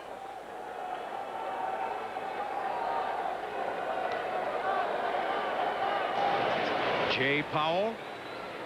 They've got some good right-handed arms in that bullpen, not to mention the lightning bolt of a left arm of Billy Wagner. I think that was the best scouting report I've read this year. They describe his arm as a lightning bolt, not his fastball. The arm speed he generates. Well, obviously he's very good at what he does. Not a factor in this game if it stays this way. There's Billy. Devon White, base hit out to left center. He'll make a big turn. He'll nurse that hamstring a bit, as Joe mentioned earlier. He's aboard leading off, bottom of the 7th. Shortstop. He had been on a hitting tear until he was hurt. 7 for 11, 3 games previous to his injury. Bagwell will hold him.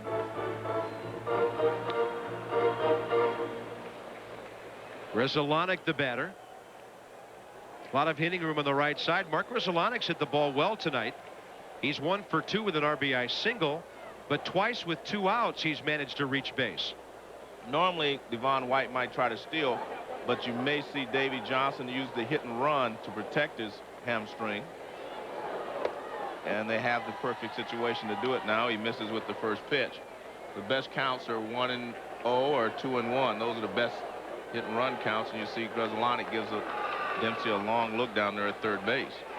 Good success against Shane Reynolds in his career. First with Montreal, now with the Dodgers. That's the one thing that I think Reynolds, he has pitched well. I mean, he's made I wouldn't say he's made a couple of mistakes. He has pitched well, and he's the choice of pitches he's made a couple of times have hurt him. I don't think he's used his fastball enough tonight to keep a lot of these hitters off balance. You know, after Karros hit the home run, he threw fastballs and got him out. There, he was, man, I don't know what they were doing there. That was definitely, I guarantee that was a hit and run right there, because Devon White took off. Now watch Devon White. Now he's going right here. See, look at that. I mean, he's going, but he stops. And Grzelcyk took a ball inside. 2-1 pitch, runner holding, and a bouncer down to third. Caminiti the short way to Biggio, and he just couldn't wait for that throw to get out there so he could get out of the way of Devon White. Well, you better get out of the way. We saw Eric Davis hit Eric Young on a play like this. But this is what you're supposed to do as a second baseman. Just come on across the bag and get out of the way. You can't make a double play. Actually, you become like a first baseman. Just stretch out and take it and keep going.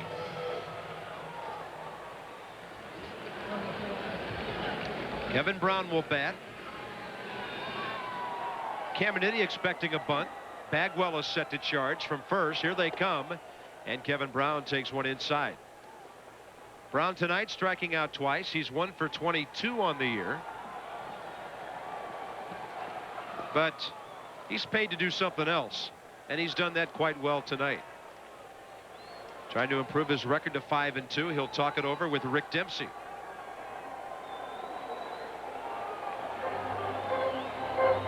And if you're Davey Johnson, truthfully, you say, well, I don't want him thinking a lot about his hitting. I want him to bunt. I'd have him bunt here and get him back in the dugout so he can prepare himself for the 8th inning. Yeah, Kevin Brown's the kind of guy, Joe. He'll go out there and battle you. He bunts it foul. Not only that, if you bunt him, you move the runner in the scoring position, and you give Eric Young a chance to drive him in to give you an insurance run.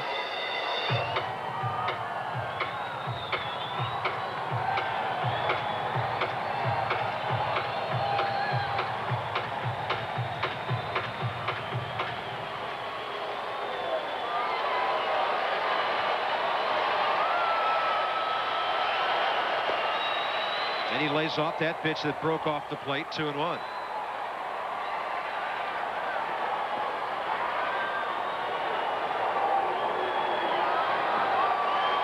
Tell you what, if they put a play on, it's going to be a surprise to Grzelcyk, because he wasn't even looking over at the third base. Coach Rick Dempsey, I think he just figures they're going to bunt.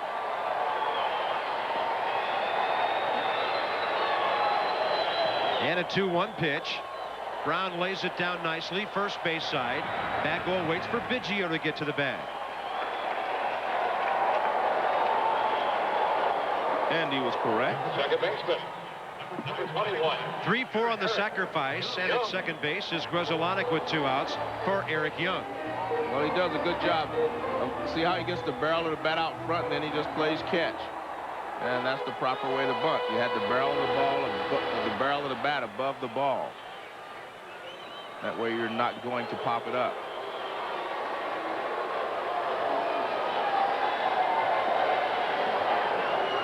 I mentioned Eric Young was close to the plate. So was Eric Karros. In his last at bat, he came in tight a couple of times on Karros and was able to jam him and get him out. See what they do with Eric Young. Yeah. See, I mean, if a guy moves up on the plate, you have to go inside, whether you want to throw a strike or whether you want to just move him off the plate as he did there. But Eric Young and both Eric Karros were closer to the plate tonight than I remember him ever being before. And we remarked that early in this game, Shane Reynolds seemed to be in love with the splitter. Eric Young with a fly ball near the left field line. Spires a run. He's there in plenty of time. The Dodgers strand only their 3rd runner of the night. Houston's only left 2. 4-1 into the 8th. 4-1 Dodgers. And we've talked about the right-handed pitcher against the right-handed hitters.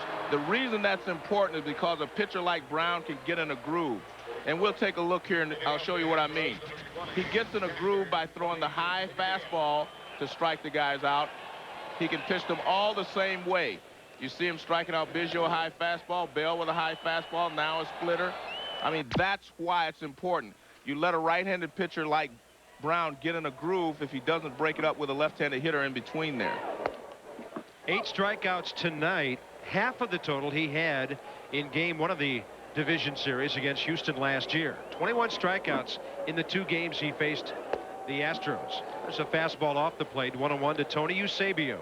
That's why it's a perfect lineup. Has a left-handed, right-handed hitter. They alternate because a pitcher can't get in the groove as he's done tonight. Now watch what he does to him tonight. Same groove. Look at this. Right on the outside part of the plate. Right on the outside part of the plate. Right on the outside part of the plate. He can get in a groove if he's facing the same types of hitters. Now, if one of those hitters happen to be left-handed, then he's got to change his trajectory. He's got to change where he throws the ball. Yeah, then he only has the 93-mile-an-hour sinker. Yeah, and I mean, it's never going to be easy even for a left-hander. But what you do is you try to keep a pitcher from getting in a groove, and that's why a lineup is stacked the way that it is. Eusebio flies one deep to right center, and this one is caught by Mondesi.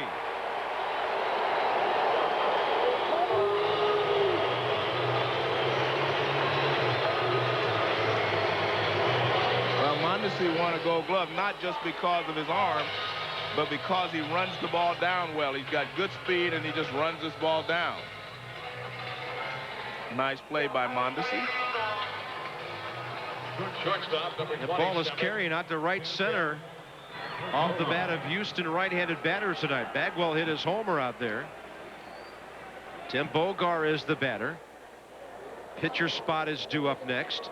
Nobody in the on-deck circle yet. Let me make one final point on that pitcher matchup. Look, Bagwell, Biggio, and Bell are going to hit 90% of the pitchers in this league.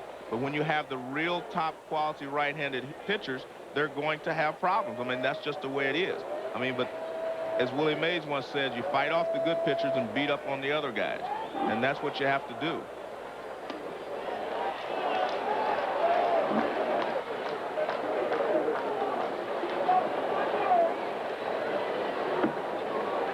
No balls and 2 strikes to Bogar, who's 0 for 2.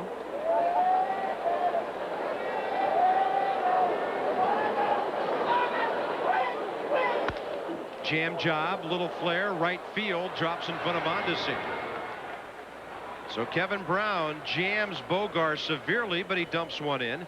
And that'll give the pinch hitter Jack Howell a chance with a man aboard, 1 out here in the top of the 8th. Now batting for Reynolds. Let's have a look at our Red Roof Inn's pitching summary. An expected outstanding matchup tonight, and so far Kevin Brown the upper hand. Well, he has the upper hand. Reynolds was hurt by the long ball. He made a couple of mistakes. But I really think that they both pitched very fine ball games. Reynolds, unfortunately, as I said, gave up the home run to Carroll that really put him behind the 8 ball. But Kevin Brown just was not giving up anything anyway. Shane Reynolds goes 7 innings, 4 runs on 6 hits.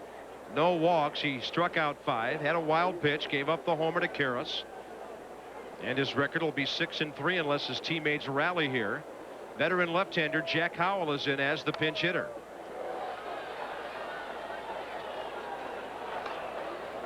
And this is a very tough task to sit over there on the bench for 7 innings and have to come out and face Kevin Brown, who is on top of his game tonight. But again, the one thing that I just keep alluding to is the fact that they know what he's going to do. 90% of Kevin Brown's pitches are going to be hard, yet they're still late on just about every one of them. Jack Howell, a long-time Angel.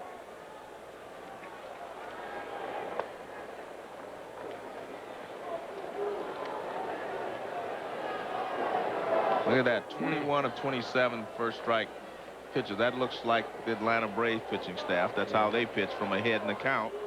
And you get a lot of help from the hitters when you stay ahead of them. Well, that's 7 out of every 9. 1 ball, 1 strike to Howell, who twice had 20 home run seasons for the Angels. In '87 he hit 23, and then in '89 he hit 20. Played in Japan for the better part of 4 years, from '92 to '95. Came back to the Angels in '96 and '97, and then he hit 289 in good spot duty for Larry Dierker last year. 2 balls, 1 strike. That'll even things up 2-2. That's an 88-mile-an-hour fastball, and that one gives you the most sink, I think. Sometimes he throws the ball so hard it doesn't have time to sink. It's just heavy. But when he takes a little off and gets it to 88 miles an hour, 87 in that range, the ball really has time to dip on you.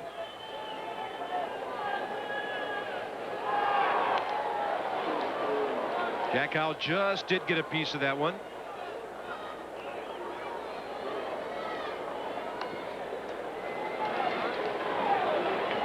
Well, Bagwell will bat again in this game no matter what. Even a double play here would send Biggio, Bell, and Bagwell to the plate in the 9th inning.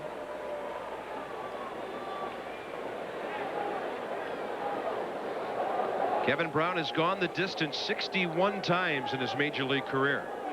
2-2 pitch, well hit but foul. Right behind Mike Cubbage, the third base coach. Well, he got that fastball up and out over the plate.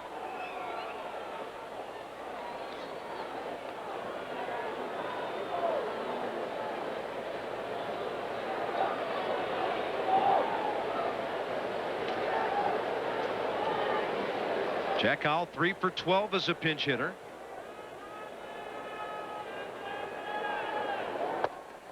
Takes it off the plate. Ball 3. Now we'll see if Larry Dierker does something with the runner. Runner at first, 1 out. Astros are down by 3 and a 3-2 count here in the top of the 8th inning.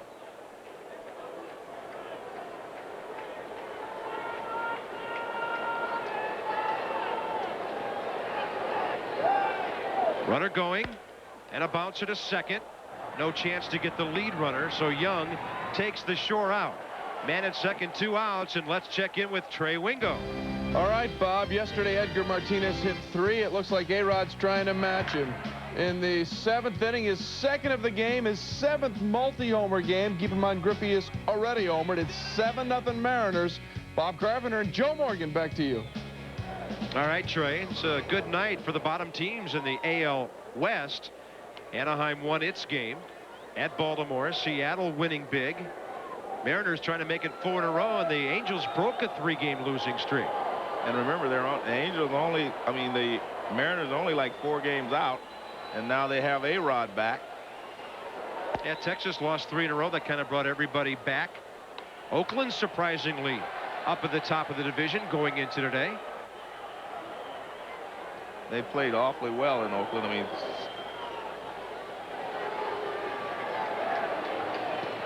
well, Art House, a good solid manager, did a nice job with the Astros for a number of years before Terry Collins replaced him. Now we've got Kevin Brown against Craig Biggio here.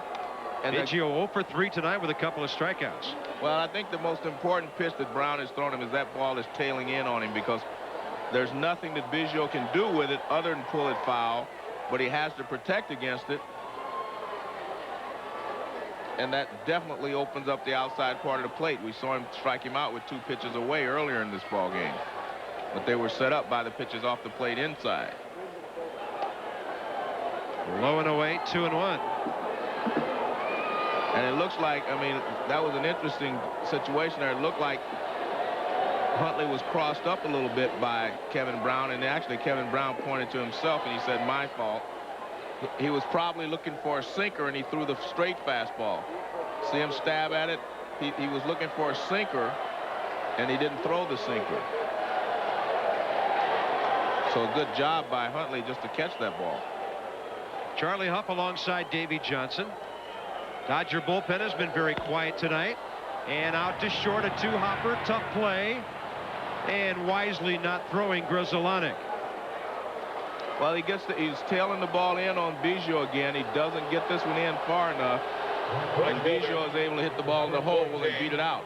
See where it is? Look, that stays in the middle of the plate. He was trying to run this in farther. It starts in, but it just stays right in the middle of the plate, and that's why Biggio is able to pull that ball in the hole. But again, they've had some pretty good swings at him from the stretch, meaning the good hitters on this Astro team. Biggio and Bell, they've had good swings at him when they've had him in the stretch. Well, Derek Bell represents the tying run here. How important is this out to Kevin Brown? If he gets Bell, then Bagwell can't hurt him in the 9th. And the first time in this game, the Astros get 2 base runners in the same inning. Fastball misses off the plate, ball 1. Well, he threw Bell a curveball the last time up from the stretch, and Bell hit it hard to third base. So he's going to try to stay away from him probably to make sure he keeps the ball in the ballpark.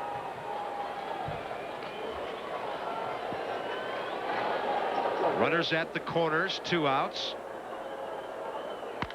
And a bouncer cut off by Beltre. Easy play to second. And Houston strands 2 of its 4 on the night right there. Kevin Brown works his way into the ninth. He leads 4-1. 4-1 Dodgers into the bottom of the 8th inning. They'll send up Beltre, Sheffield, and Mondesi. Jay Powell coming out of the bullpen. More on him in a moment. But we bring you Sports Center of the decade. Sports Century presented by General Motors. And we look back at the 1960s. Turn back the clock with Chris Berman and Charlie Steiner and the decade's top stories. And a special guest, Dennis Hopper, will add insight on the turbulent times of those 60s. Friday, 7:30 p.m. Eastern on ESPN. For more, log on to ESPN.com, part of the Go Network. Go.com.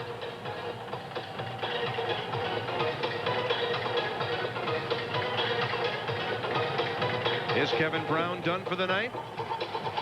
Man, I don't think I've ever seen Kevin Brown give a guy a hug. Putting on that Dodger blue does something to you. I guess Tommy Lasorda started all that years ago. Well, you know he's done if Jeff Shaw's warming up. The only way Shaw won't come into the game is if the Dodgers score a couple of runs here, maybe take a 5-run lead or something. It's a save situation. Well, he still hasn't cracked a smile yet. He's still got his game face on, so we don't know yet. Maybe they'll let him start the ninth. If he gets an out on a couple of pitches or 2, then maybe he stays. Adrian Beltre leads off bottom 8 for the Dodgers. And Jay Powell on for the Astros, misses away with a 93-mile-an-hour fastball.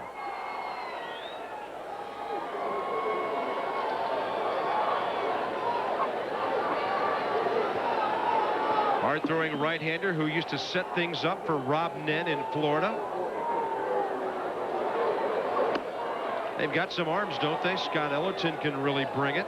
And, of course, Billy Wagner.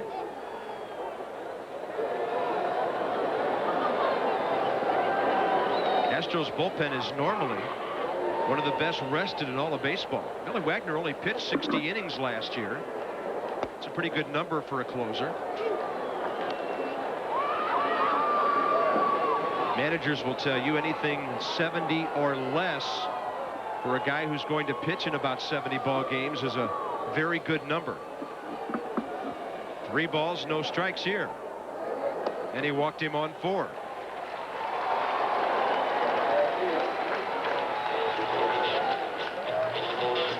Larry Dierker, he doesn't get excited about anything, does he? Left fielder number 10.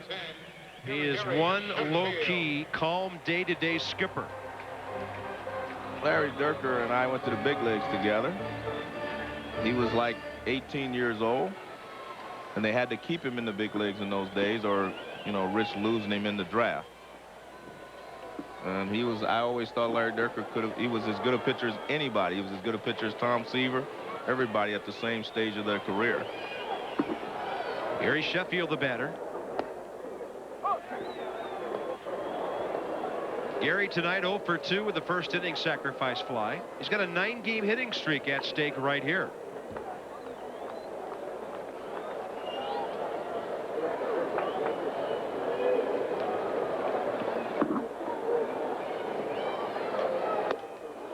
And he was pumping on a high fastball. Now quickly he's 0-2. The only pitch I've seen him consistently miss is this pitch. That high fastball up and out over the plate. The high fastball is a very difficult pitch to handle. Does anybody in baseball swing harder than Gary Sheffield? And he pops this one out behind second. Biggio is under it with Everett backing him up. And that's the first out. And that was a good pitch by Powell to come back with the same pitch, maybe even a little higher. Right fielder number 43, Raul. Now watch this. This one is definitely higher. I mean, nothing that Sheffield can do with that pitch. You cannot get the bat back up in time to handle that high fastball up and out of the zone. 1 on, 1 out. Raul Mondesi for 3 steps in, and he has a 10-game hitting streak on the line right here. In case you didn't catch it, Luis Gonzalez saw his 30-game streak end when the Giants knocked off the Diamondbacks 8-3 this afternoon.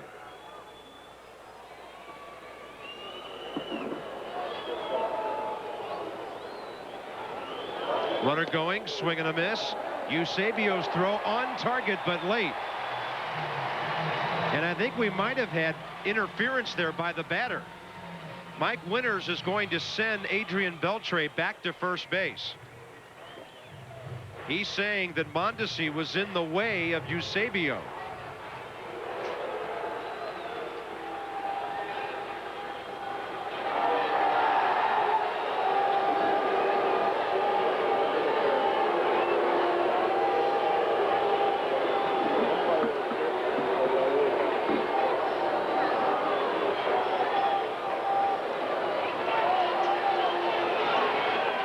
Well, let's take a look here and see. The pitch is outside. I don't see how you can call interference on that, personally. And he's out. I don't see how you can call interference on that. The pitch was away, and he went after the pitch. Looked like Mondesi, if anything, ducked down. Right. So he would not impede Eusebio's throw. I mean, it's not, Joe, like he was out over the straddling the plate or something. I mean, he was on his side of the plate. And it was a breaking ball or something away, and he swung at it. Put out goes to the catcher on the interference. 2 outs now. Beltre back to first base, and Todd Hundley's the batter. Now the runner goes again. He goes in standing up. Beltre's 3rd of the year in 4 attempts. Well, Powell never stops him. Now watch, when you stretch out like that, look how long it takes him to rock back to get into throwing position. And Beltre steals it easily.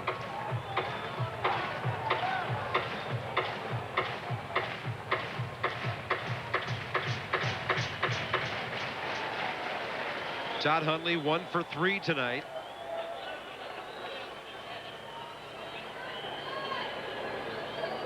And the 0-1 pitch. Little slider catches the outside corner down around the knees. Well, we talked about some of the Astros not being able to extend their streaks. Neither could Gary Sheffield or Mondesi. Both of them have their 10 and 9 game hitting streaks. Mondesi's was 9. They have those broken unless they bat again. But right now it looks like their streaks will be broken. Well, if they're team guys, they don't want to bat again. No, you don't want to bat again. Not when you're up 4-1 in the 8th inning. Hundley trying to make it a 5-1 game if he can drive home Beltre.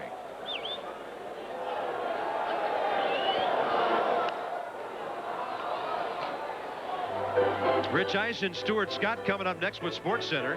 Lakers and Spurs, game 2 of their series tonight, as well as the Sixers and the Pacers. And I don't know how many of the highlights you'll see from Colorado today, but you may have your fill of long balls and guys crossing home plate by the time the boys finish bringing you that one. There have been some unbelievable scores, not just in Colorado. I mean, just around baseball this year. I mean, some big numbers put up. Well, Joe, that game today gets us ready for the College World Series. Gets you ready for the College World Series. 24-12. Unbelievable. And that's a high fastball off Eusebio's glove. Beltre thought about scoring from second base. We've seen runners advance 2 bases in this ballpark because of how much foul ground there is.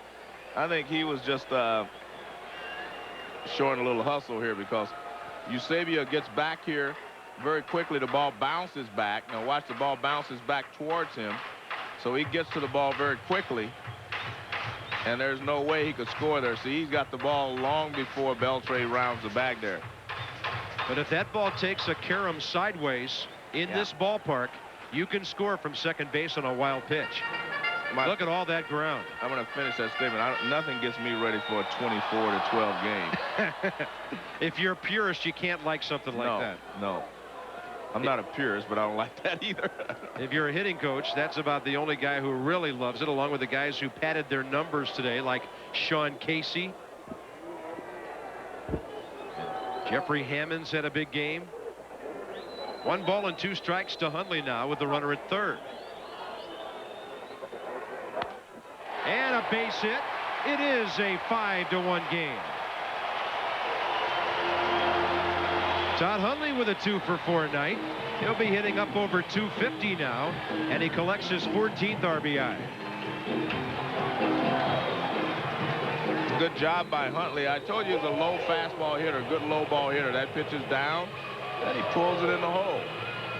I mean, you have to realize a lot of pitchers can't get to a guy's weakness. If you're going to pitch Todd Hundley when he's batting left-handed, you better make sure you don't get him a lot of low pitches. Eric Karros is next. 2 for 3 with a 2-run blast. Couple of runs scored, and he's got a 3-hit night. Hundley will stop at second base. Well, maybe Mondesi and Sheffield will get another chance to hit. Center fielder, number 22. They'll go down to Devon White now. 8 Dodger hits. 3 of them in the last 2 innings after they had a little mini drought through the last part of the 4th, the 5th and 6th innings. And Devon White a base hit last time.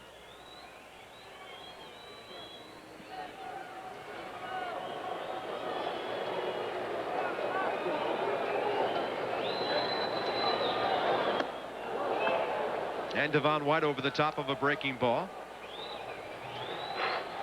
Well, here's the question. It's a 5-1. At least, you know, that will be the score going into the top of the 9th inning. Do you still bring Jeff Shaw in? Yeah, no longer a safe situation. Well, I think you bring him in anyway because you've lost a few games in a row. You need to stop this losing streak.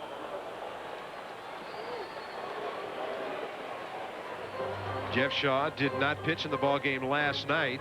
Dodgers could move to within a game of the D-backs and the Giants after San Francisco's 8-3 win at the Bank One ballpark today. So despite the losing streak, they're in pretty good shape. And a little chopper. Devon White will hustle. Fair ball picked up. And a little jump for the throw by Powell to make the play. A run on a walk, a stolen base, a wild pitch, and a single by Hundley. Kevin Brown, 112 pitches. The bullpen will try to nail it down now. Well, Dodger fans pretty pleased with this one tonight. They've seen timely hitting, good defense, and outstanding pitching. Kevin Brown, 8 innings, 1 run, 4 hits. Only 2 walks, 8 strikeouts. He throws 112 pitches, gets a double play ball, gives up a solo home run to Jeff Bagwell. And his record about to go to 5-2. Closer Jeff Shaw takes over in a non-save situation. His first appearance since Ray Lankford took him deep Sunday in St. Louis. It was Shaw's first blown save after 18 consecutive conversions over the last 2 years. Bagwell high and deep to left center, and this one is way out of here. Jeff Bagwell with a 2-homer, 2-walk night, and it's a 5-2 game. He now has 13 on the year. Well, another high fastball out over the plate, and I mean, he put a charge into it. This one was no doubt about it from the time he hit it. Watch where this pitch is. Fastball up and out over the plate. And he hits it up and out over the fence.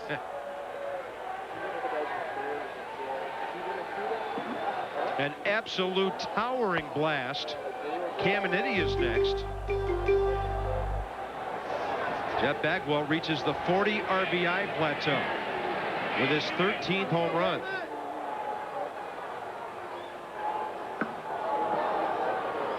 But it seems like every time the Astros homer this year, it's a solo shot.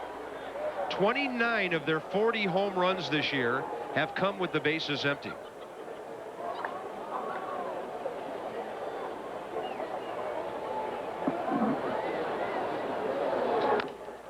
Caminiti trying to pull an outside pitch. He's in the hole, 1-2. 3 hitters due up in this inning. Some pretty lofty numbers against Jeff Shaw. Well, you can see Bagwell really pounding on him. Jeff Shaw's not the kind of closer who throws the ball by people. He gets a strikeout there. Normally they put it in play, but he gets a lot of ground balls. He does blow away Caminiti there. Caminiti 0 for 4 with 3 strikeouts. And you can see there's a splitter down low. And Caminiti chases it. 1 out, top 9. Carl Everett next, then Billy Spires.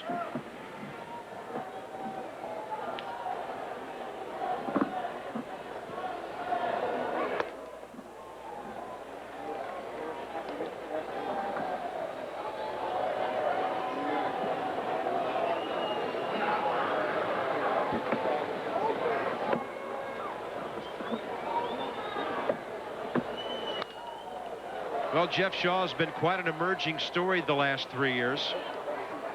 He had 9 saves his first 8 years in the big leagues. Now he's had 98 in the last 3 years. 3 years plus. And he credits Jeff Brantley with making him the closer that he is today and teaching him how to be a closer. We saw Brantley blow a save on some of our bonus coverage earlier tonight during the rain delay in Boston as the Phillies couldn't get it done in Montreal. Davey Johnson's got himself a good one, though, in the former Red Jeff Shaw. 2 balls, 1 strike. And a chopper out to second. That's Shaw's forte, getting the ground balls. And now the Dodgers are 1 out away from evening the series. You know, we hadn't thought about it, but Jeff Shaw's last 2 pitches had been hit for home runs before he was able to retire Caminiti. The last pitch to Langford on Sunday and the first pitch to Bagwell tonight.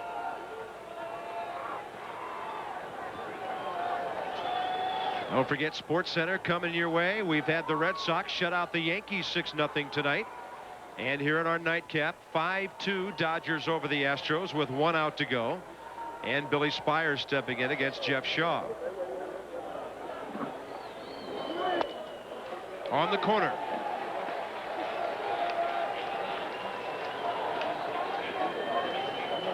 These teams will wrap up this series tomorrow night with Chan Ho Park against Mike Hampton. And then Kevin Brown will watch his other teammates take over when the Cardinals come in for 3 over the weekend. The Astros will play again here tomorrow night.